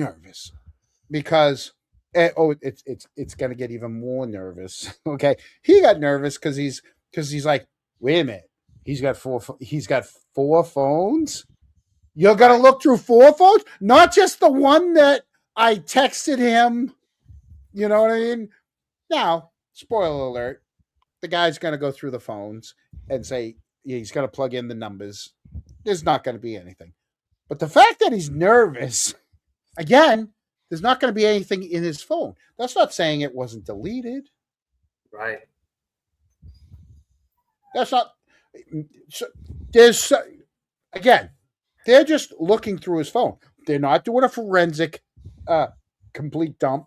They're not doing anything other than looking through what his phone has on it at that time. So let's keep going because I'm going to have to let Eric take over for a couple of minutes too. I'm going to have to let it play because, but yeah. Hey, real quick. Yeah. I might just have to take her for a quick walk, but I'm going to go on my phone and still listen, but you won't. I probably have. You know what? You just got upgraded to a top tier Kronk. Not only were you willing to come on the show, you're going to listen to us while you take your dog for a walk. Oh, I'm still going to be here. It's just going to be like this. Well, mute yourself then. No, we don't want to hear your some dog. Doggy privacy. Yeah, I know. You don't want to listen to your dog down at the fire. I'll mute it when she's about to take a shit. There you go. No, Yeah. but that's okay. Bring a bag. I Scoop always your do. poop. Scoop your poop. There you go. Scoop my poop. All right. I'm hey. There I you go. do that. John, while you're doing your thing, go look at the text messages too. Again? Oh, jeez. I know, huh? I did. I you did. did? Oh, yeah. Oh, yeah. I told you. I'm not saying there isn't. I'm not saying there isn't. Just so you know, that came from a loyal Kronk. Yeah, doing just the leave it deep at that. dive. Yeah. We just leave it at that. Our Kronks know. See, our Kronks get my jokes. Our Kronks get my codes. Yeah. So here we go. Let me let this play here. But given to me this right down here, just it's the 19th day, 19th day of March. 19th of March, 2024. I'm watching at 5:30. 5:30. Okay, and then just the date next to your name, signature block there. He better hurry up because there's a select board meeting at 7. Right there. Yep.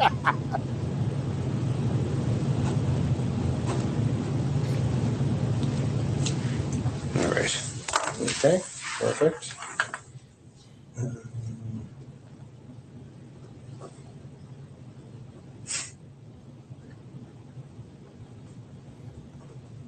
Here's the eye blinking, the thinking. He's the thinking man right now. Yeah. Here it is. It's like a billboard. Oh yeah, this is the thinking man.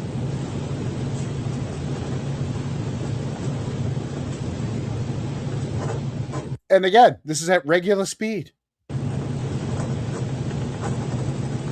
That's the what the fuck have I done look. Oh, here you go. Little. Uh-oh.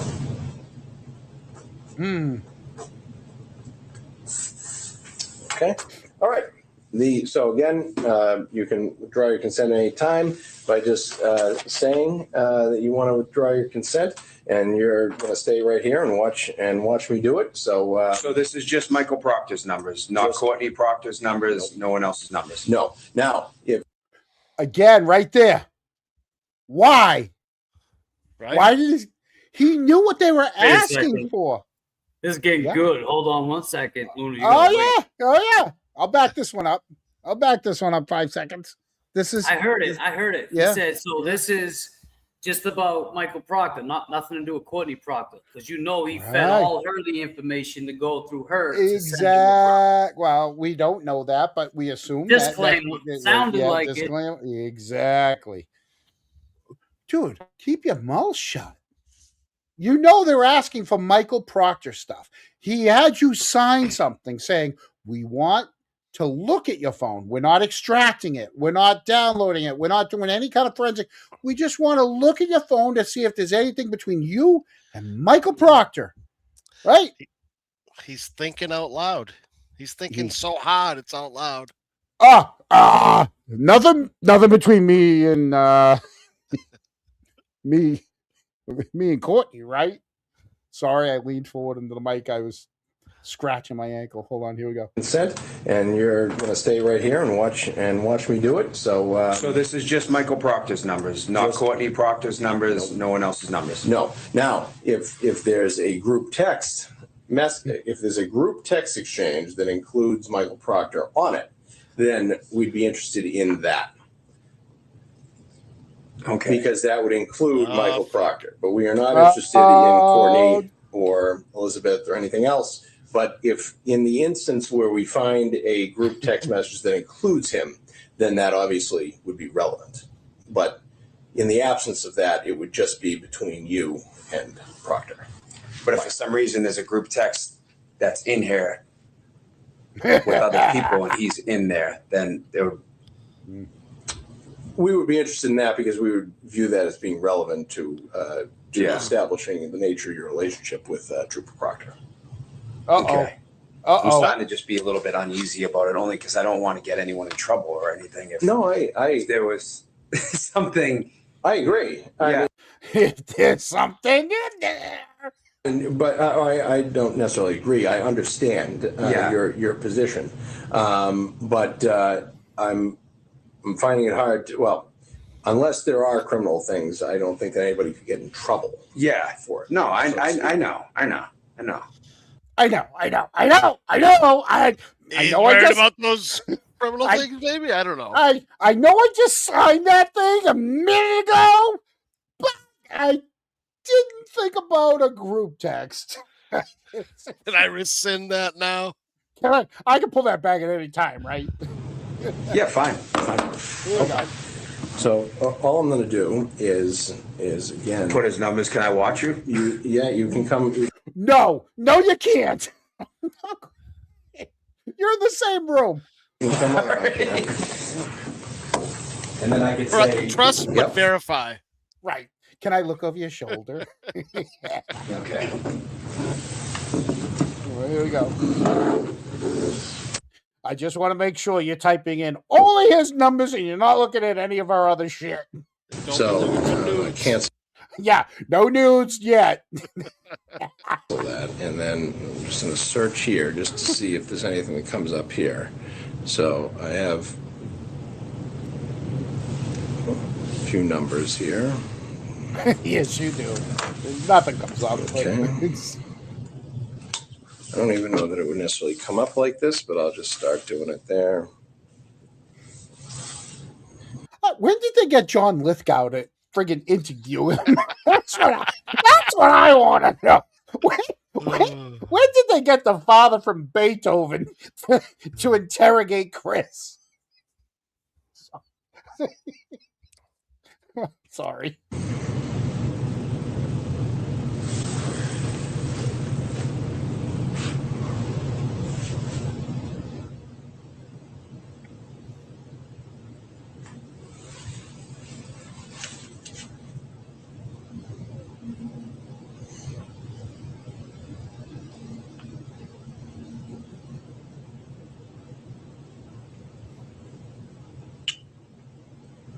No. Do you think it's a good idea as you enter one number to say what the results are? Yeah, I've been going back and forth about whether or not I want to. I see. I want to read the numbers into. I just performed a search in the search bar of the text message field in Mr. Albert's phone, and I performed a search of 4 numbers related to Michael Proctor. One ending in 93, one ending in 65, one ending in 91, and one ending in 67. Eric, how many phones do you have? One. James, I already know James. James has got one. I've got one. Okay. Listen, I'm not a lead investigator for the state police, though. He's walking around with 4 phones. How does he know how to answer each one? Imagine answering the wrong thing. Hey, baby. Oh, sorry. wrong one. Excuse me. And I did not come up with any results. Now I'm going to go and attempt to look for nudes. No. To enter it into the new message field to see if that populates any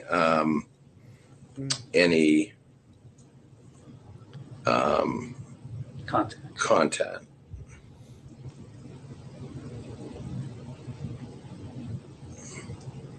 Okay. The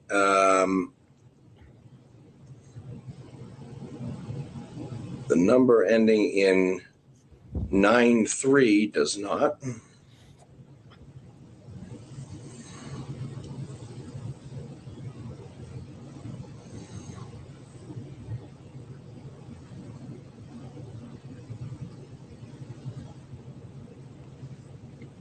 Number ending in 65 does not.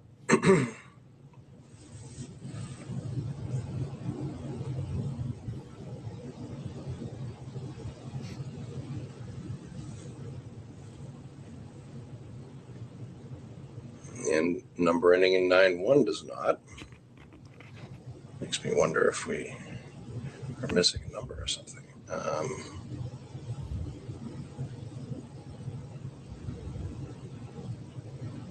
Makes me wonder if I'm doing something wrong, because I swear there's something in his phone. Makes me wonder I might be doing it wrong.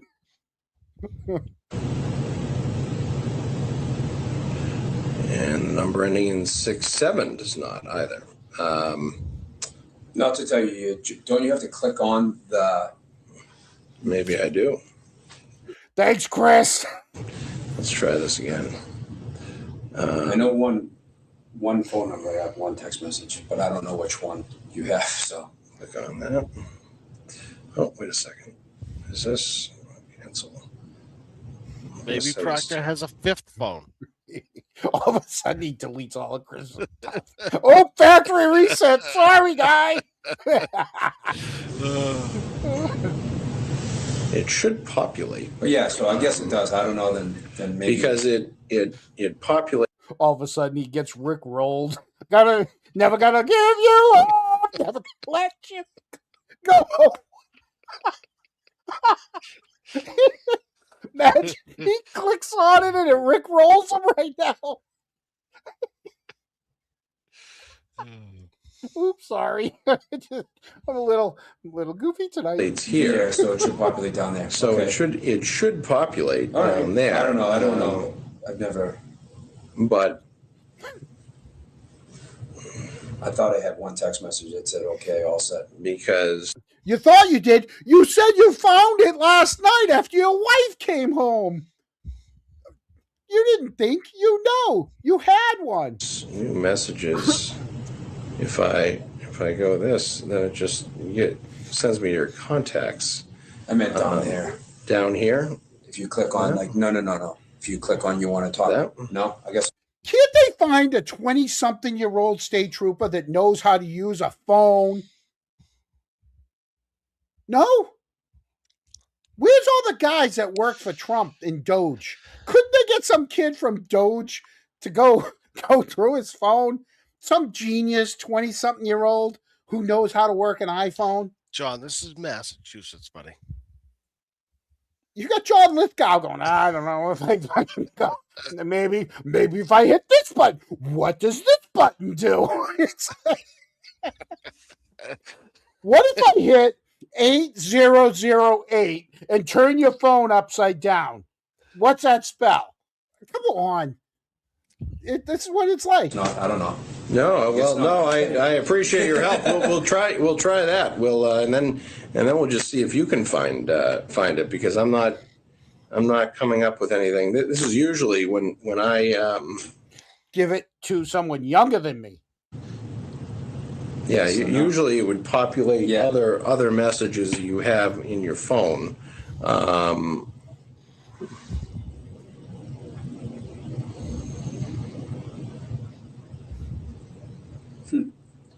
That's interesting. Maybe.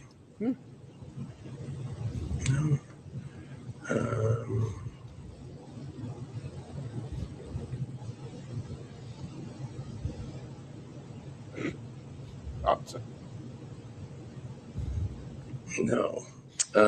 All right. So you want to try to find your? Yeah. Let me see. But I don't have them stored. Let me take this over to my side of the table. I can find it. I like to. Hey, you know what? I like to go sit down in my car and find it. I like to put my phone up on the dash when I sign it. He's a good old boy. So how would I'd have to go back on that date that he gave. What are the odds that Julie went home the night before and said, "Hey, they're going to be looking for Proctor's phone numbers," and Chris decided it was a good idea to delete everything, and he even deleted the one that said the one that he can't find right now. He's like, "Oh no, I'm sure it's there." No, he's gonna find. No, disclaimer. He's going to find it. Right. Look at this. Look at the other guy. He's moving his little camera, getting his camera set up. Chris is going to disclaimer. I'm going to let you guys, the people that are left watching us, the 12 people, I don't know who's still watching us. It's 10:30. Chris is going to find the text. He's going to turn around and he's going to write the information on the cronk board behind him.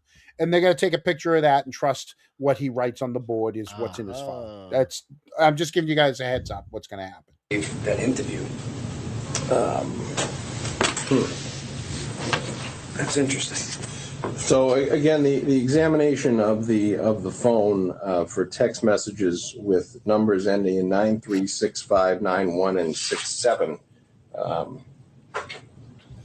revealed negative results. Yeah, because I don't have him stored, so I don't know unless.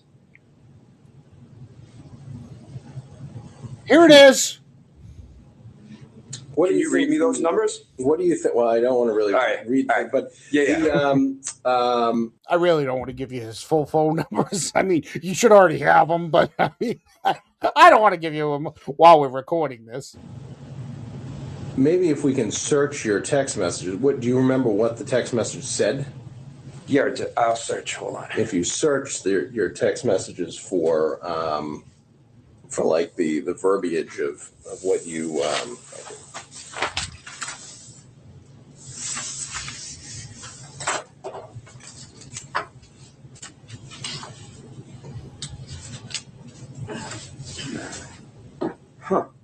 Huh. Unless it was from like, not him, and maybe it was from like another guy that maybe the guy that was in there with him. Well, if you did you find it last night? Yeah, but I don't know how I found it exactly. Your wife came home. She told you they're going to be looking for Proctor's phone number, and he texted. Oh yeah, I texted him. I called him, and he said he was going to text me when Colin was all set to come downstairs while I waited in the lobby. I think my wife told me what his phone number was, but I don't. Can I call? Can I phone my wife? Can I? Hey, sweetie, what's Proctor's number again? 1781. Well, and you said you don't have his contact. No. I just asked her what his phone number was, and I punched it in. There you go. So you do know how you found it. Maybe it's a number that we don't have. Yeah. Maybe it's a fifth number. That I wouldn't know. What did he say in the text? Maybe if you I did it on the surf. He said all set. I said okay. How'd Julie get all the set? Number? Business card. Well, that's what we're guessing. Remember? That's business card. yeah, that's right. We're gonna go with business card. Alex, I'll take business card for 300. All set. And then what does that show? It just shows people like that I'm friends. It's just people I'm friends with. My brother. If you go show all, if you type it in and then go show all, and then maybe scroll down to one that you don't have as a contact. There's like a million of them. There's a million. All set. He says all set to everyone. Of course. Of course.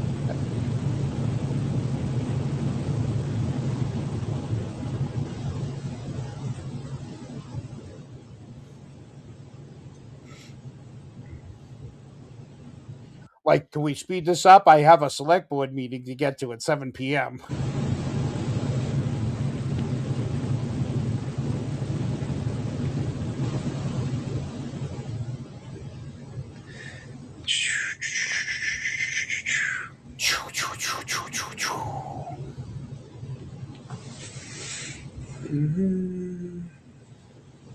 There's a lot of all sets. Like a million all sets. I bet. All set. Imagine that. Yeah, all Did you do what we told you to? All set. All set. From people that you don't have as a contact though? No, my wife, my son, someone that works for me, my vendor. But so far I don't have a no contact. Did you pay that credit card bill? All set. Contact here, you know what I'm saying? Right. Mostly everyone's in my contacts.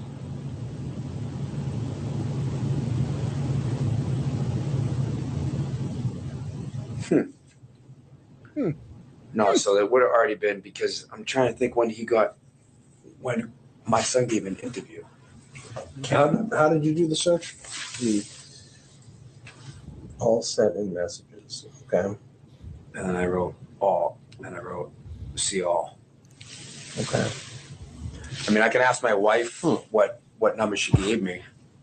She's actually going to be coming up here, because didn't you want to finish what? Yeah, we need to talk to her again.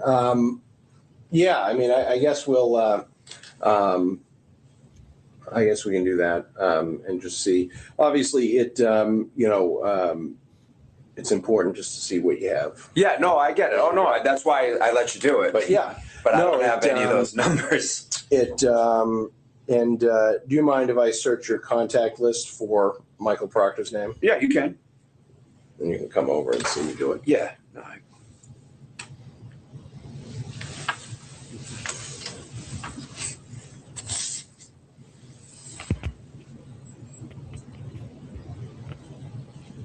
Unless I spelled it wrong. No results for Proctor.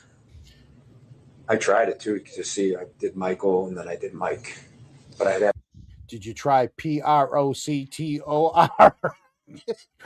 Just asking. Unless I spelled Proctor wrong. I'd have no reason to have his number stored.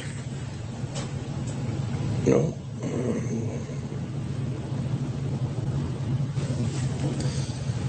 Now, did you try in the message field on the message, just typing in his name, Trooper Proctor's name? I didn't know.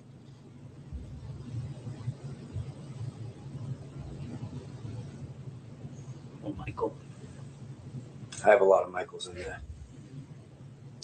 No, there's no Mike Proctor, Michael Proctor at all in his contacts. All right, do you mind if we try that with your message field? Put Michael Proctor in my message field? Yeah. Just Michael. I mean, you're probably going to get a million different things. But I was okay with like you seeing if he sent me a text, but if I mention him to someone else, I don't feel that comfortable with it. Okay. Do you know what I mean? Just in case I said it to like, Michael Proctor's a dick. I don't, you know what I mean? Not that I would say that, but do you know what I mean? It's one. Do you know what I mean? I might have talked about him a lot, so I'm not comfortable with you guys searching for Michael Proctor on my phone.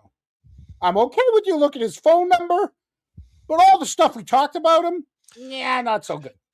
Pretty much. You think he called him a dick? No. No. Not at all. I think it's like Proctor's on it. Hey, don't worry. Proctor's over there. Proctor's over here. I don't know. I mean, but it's just a hypothetical. I mean, yeah. John. Yeah. Witness. He's just a witness. He's just a witness. He doesn't want anyone to see that maybe he said something bad about Michael Proctor.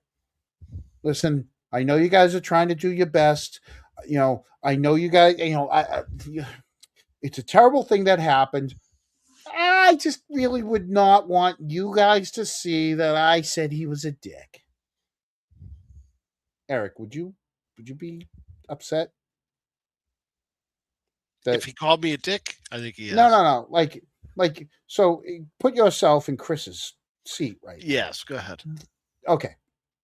I'm gonna be John Lithgow over on the other side. Okay. Yep.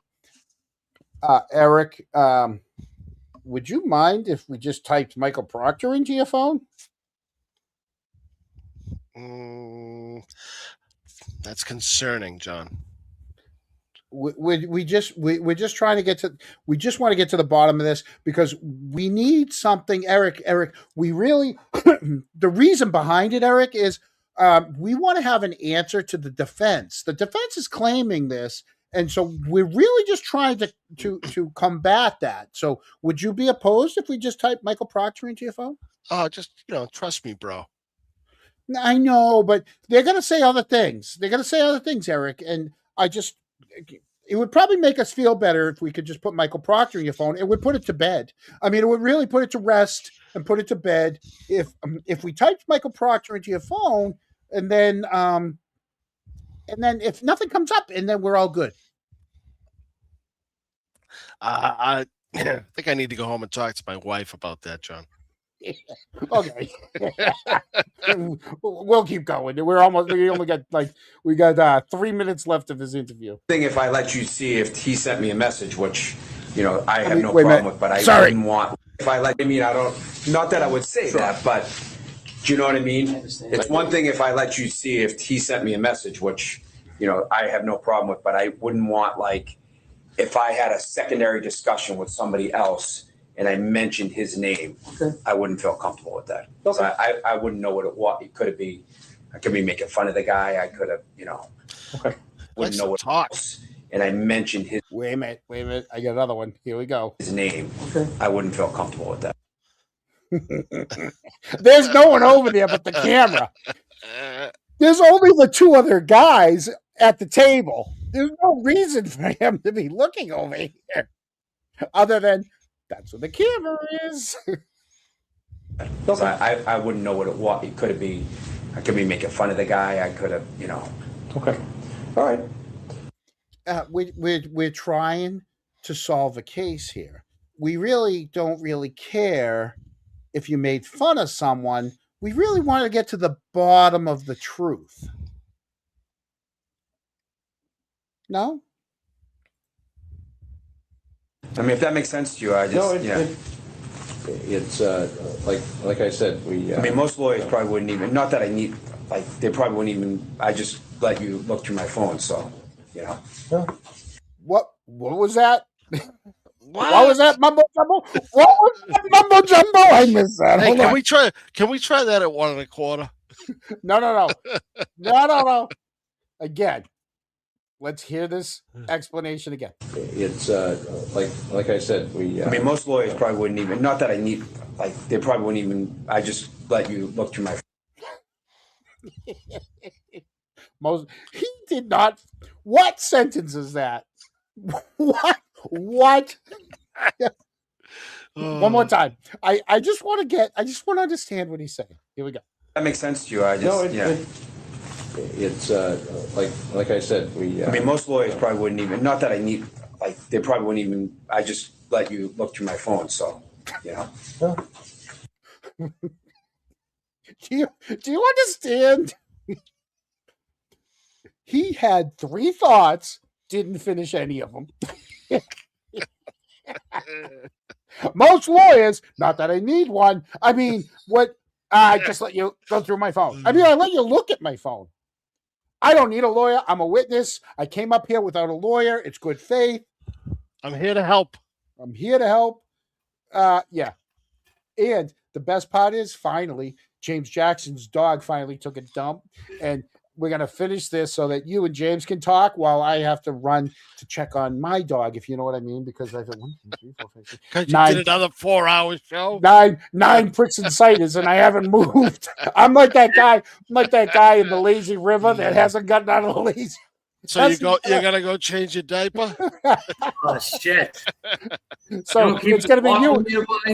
It's gonna be you and James. It's gonna be you and James for like 3 minutes after we finish this last minute. Here we go. After this, James, you missed it.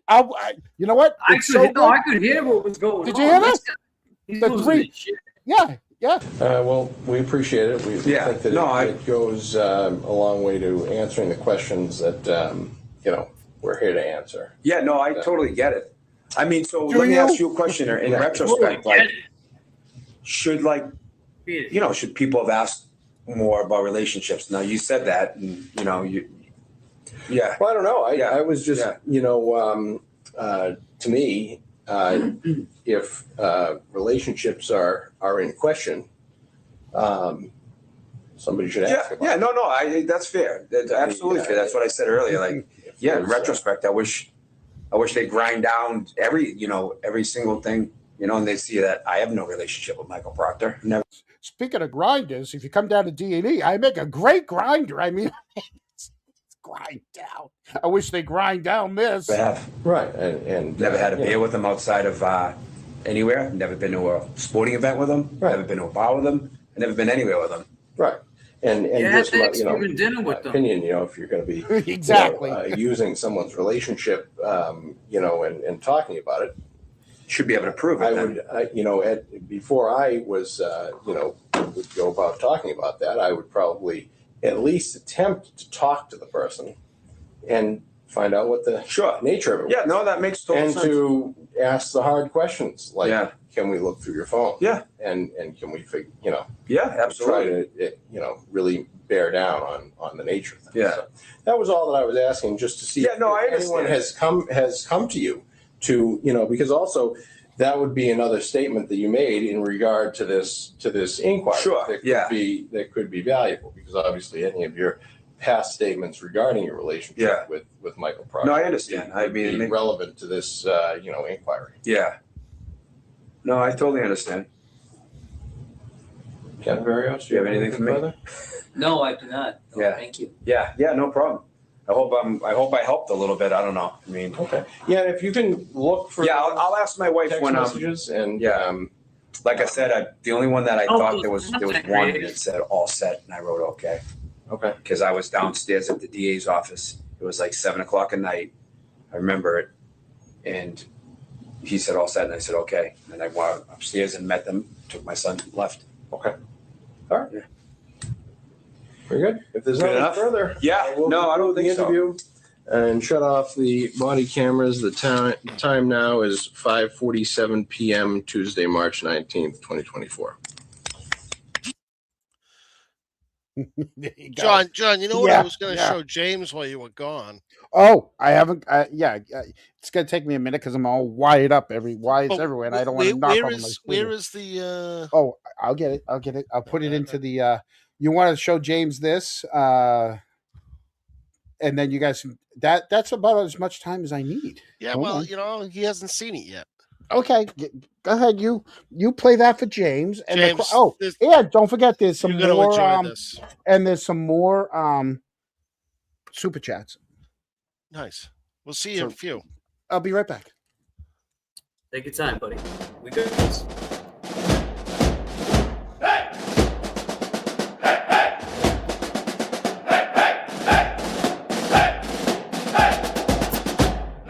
Here we go, all the way for Jackson every day. 439, march in line. Here we go, step by step. Subpoena hasn't vanished yet. Left foot, right foot down the road. Courtroom questions still are on. Here we go, don't be late. What's the day? September 8th. September 3. That's the day. September 3. Circle it now. Graduation takes a final bow. Basic training, earn that right. But deposition waits outside. Here we go. 1, 2, 3. Who's still waiting? The court, you see. Here we go, all the way, marching through another day. Run that hill and climb that wall. Legal questions outlast all. Sound off, 1, 2, sound off, 3, 4. Subpoena waiting at the door. Here we go, boots on ground, marching cadence, hear that sound. 10 long weeks from start to end, then the lawyers call again. Did it vanish? No, it stayed. Was it canceled? Just delayed. Here we go, mile by mile, court papers waiting in a pile. Training changed the time and place. It didn't make him leave the case. Here we go, all the way. Here we go, 439. September 3, right on time. Here we go, left, right, left. The deposition's not dead yet. Serve with honor, march with pride. Then answer questions from the other side. Can you use different words, please? Sure. That was James, great. Not bad, huh? No, that's great. And I'll tell you, I actually graduated from a boot camp. A little No different way. than, a little different than Collins, but nevertheless, it was boot camp. And those cadences, I love them. Sound off, 1, 2, 3, 4. I love youth corps. Hoorah, red squad. Bow down, blue squad. We used to do all that shit, and it was fun, man. So you've done your share of marching. Yes, I have. Army training, John. Army training, sir. Yes, sir. Yes, ma'am. Little buddy, front and center. I'm gonna call you Private Little Buddy. He is Private Little Buddy, I bet. Private Little Buddy. God damn. So that is enough. Eric? Can we go through? Do a little So house cleaning here. So yeah, Chris is done. Chris's interview was that, done. that was the end of it. Now that's how we ended it, huh? Let's go through the. We had a couple more super chats. Let's take care of that, right? And then I'll ask the Kronks the big question. Didn't we show some of these already? Yeah. Well, now he's on the screen, so let's show it. James Jackson, match me. Thank you, James, for the $9, and we brought you on. Look at that. Working too. Oxymoron was a YouTube member. Thank you. Oxymoron then gifted 10 memberships. Thank you. And then we had Chris Albert will always resemble a cone head. Oh, that was a great movie. That was from the 80s. Let's see. Miss Eliza. We did put this up. She had to unplug. And then Miss Eliza ditto both chats. Another $9.99. Twice. Thank you. Oh, buzzing for truth. Thank you so much, buzzing. Buzzing's a very double secret probation, Kronk. That thank you so much. I don't want to say what town Buzzing's from, but we know where you are. One of those VICs, John. VIC, yeah. And then Lola. It never occurred to these guys that Proctor would be communicating through Courtney's phone after Chris asked about her number being checked. That was the biggest takeaway for me. Is when Chris is signing the thing, and all of a sudden he's halfway through signing it, and then all of a sudden he leans back because now the wheels are turning. He's like, and what it was is the inspector basically gave it to him. He's like, well, I mean, if there was a group chat that he's in, we would want to see that. And he's like, oh. But now, mind you, go to the very end of that. Remember at the end, don't type in Michael because I might have said something bad about him. Right? Don't type in. No, I don't want you searching for his name because I might have said something bad. But if you go earlier, he was already apprehensive because he could have been in a group chat.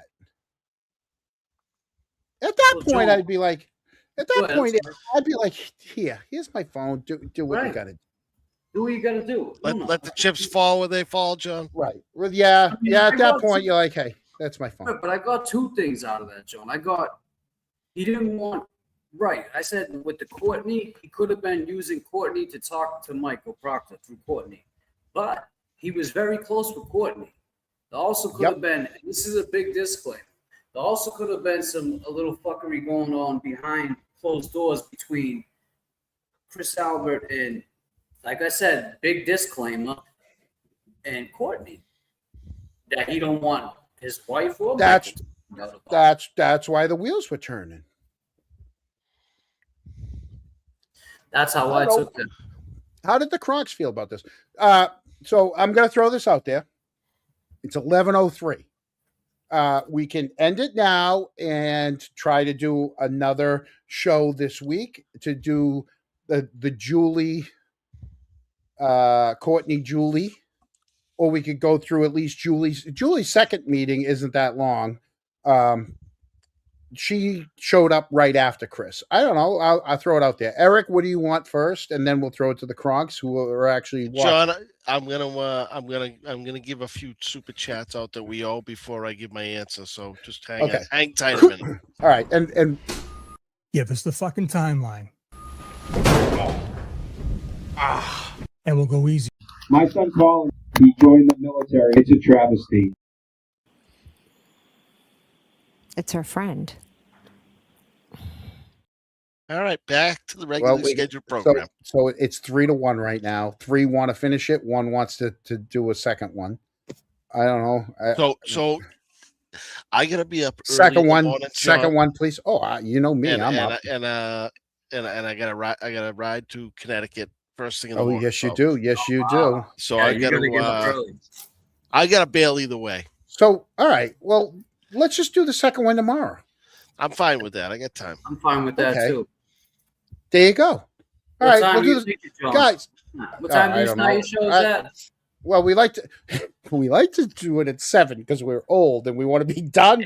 We want to be in bed by We want to 9. be in bed Yeah. with by you guys, no man. later than I'm 10 with- o'clock. Believe I'm with you guys on that. These are long shows for us, and mind you, I mean, it's an unscripted. So this is an unscripted show, Right. I just hit them up. We brought you on but Eric didn't even know you were coming on. This was a surprise. It was a nice Eric. surprise. Yeah.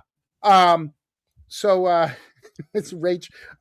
No, you know what we're gonna do? And tomorrow is the deadline. So, Eric, we're gonna have to do 2 shows. Tomorrow's a deadline for the town to return some stuff, and we're still waiting on some snail mail. I mean, there could be a whole plethora of new news come in. There's but no news 4-hour show again. Right. We've already banned these. We're working on hour number 5. Well, I know. So let's try to do.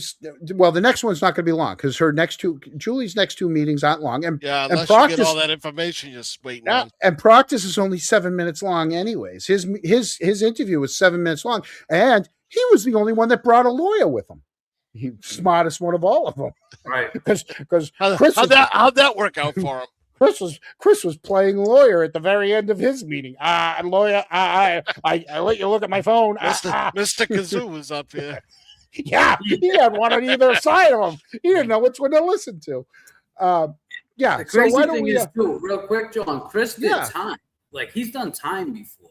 Didn't he do 6 months? Just a couple months. Yeah, it was 6 a months. few months. I mean, still 6 months is 6 months. If you're in it was in his 20s. Oh yeah, it's an hour is too long. Yeah, so I mean, he knows. Dude, I did 21 years. I did 21 years with an Irish Italian woman.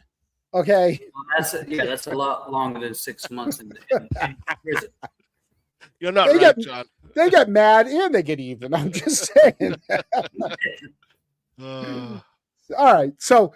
Folks, everybody that stayed, for the 42 people that stayed, and for James Jackson. Oh, before we go, James Jackson. James is he's going to be doing live shows, hopefully before 11. Yes, definitely before 11. I'll be doing morning shows. So I'll plug it right now, John. Thank you. Yeah, I'm gonna get back to doing some walks with Luna because I know some people like seeing Luna on screen. So I'll try to do those early when I take her out, but I'm gonna get most of my content is gonna be early. It'll be early enough, maybe twice a day sometimes. Maybe I'm just gonna do. It's gonna be more. You're gonna see more of me, so get familiar with this face. There you go. And that's that. There you go. All right. You'll see me on guest shows too. Like this was, like John said, this was sporadic. I hit John up. I seen him talking, and same as Eric and John, they're always welcome to come on my show anytime when I'm live. Oh, thank you. I appreciate that. Well, we can't go now because now new ones popped up. Yes. Chris said it 74 times. Chris said, 74 times during, I think it was like a 9-minute span. I look for my Twitter tomorrow. I will give you the full running totals of Chris's yups. Are you gonna piece them all together so that everybody can see all 74? So that we have. Funny you say that. Funny you say that. I pieced together 2 different Twitter. I can put it on Facebook. I can put it on Twitter. I can't put it on YouTube because I used pretty much basically for all you YouTubers that don't go to our Facebook page or our Twitter. I used the from Lil Wayne and put all Chris's yeahs into that one. And for the older folk that remember the Flintstones when they had the bug music, he said, yeah. I had Chris and Julie doing the yes. I can't really put that onto YouTube. They'll probably give me He's like a cartoon character anyway, man. Pretty much. We need emails between Fort Jackson and attorneys. Methinks Gillett said something like, is it okay for Colin Albert to be deposed? Not the facts of Colin being. Oh, well, there you go. Well, thank you for the $9.99. I'm sure. I can't say I'm sure, but I would hope that Karen's team is 100% on it. So, yeah. But there you go. All right. Well, thank you. Thank you, James. Thank you, guys. Thank you, Eric. Thank you, John. Yep. Thanks for stopping by, James. Good to see you. And huge shout out to our what do you call them that watch us afterwards? The people over there in England. Replay crew. The replay crew. There you go. The replay crew. Oh, the replay crew is gonna see 4 hours and 10 minutes and go, oh, yeah. Yeah. They're gonna put us in double time. They're gonna put us on speed. Oh, and Eric, congratulations to Spain winning the cup. They beat Messi and the refs. There you go. So yeah. So thank you to all. James, stick around for a minute. We'll talk to you in a minute. So right. Hey, thank you guys. We'll see you probably tomorrow night, I guess. We'll finish this out tomorrow.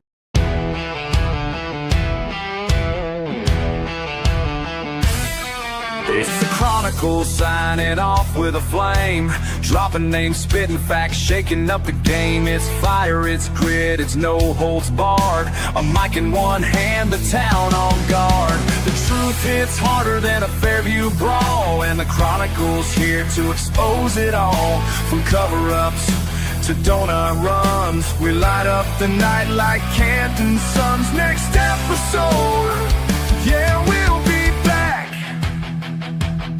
with more names, more flames, and a truth to say.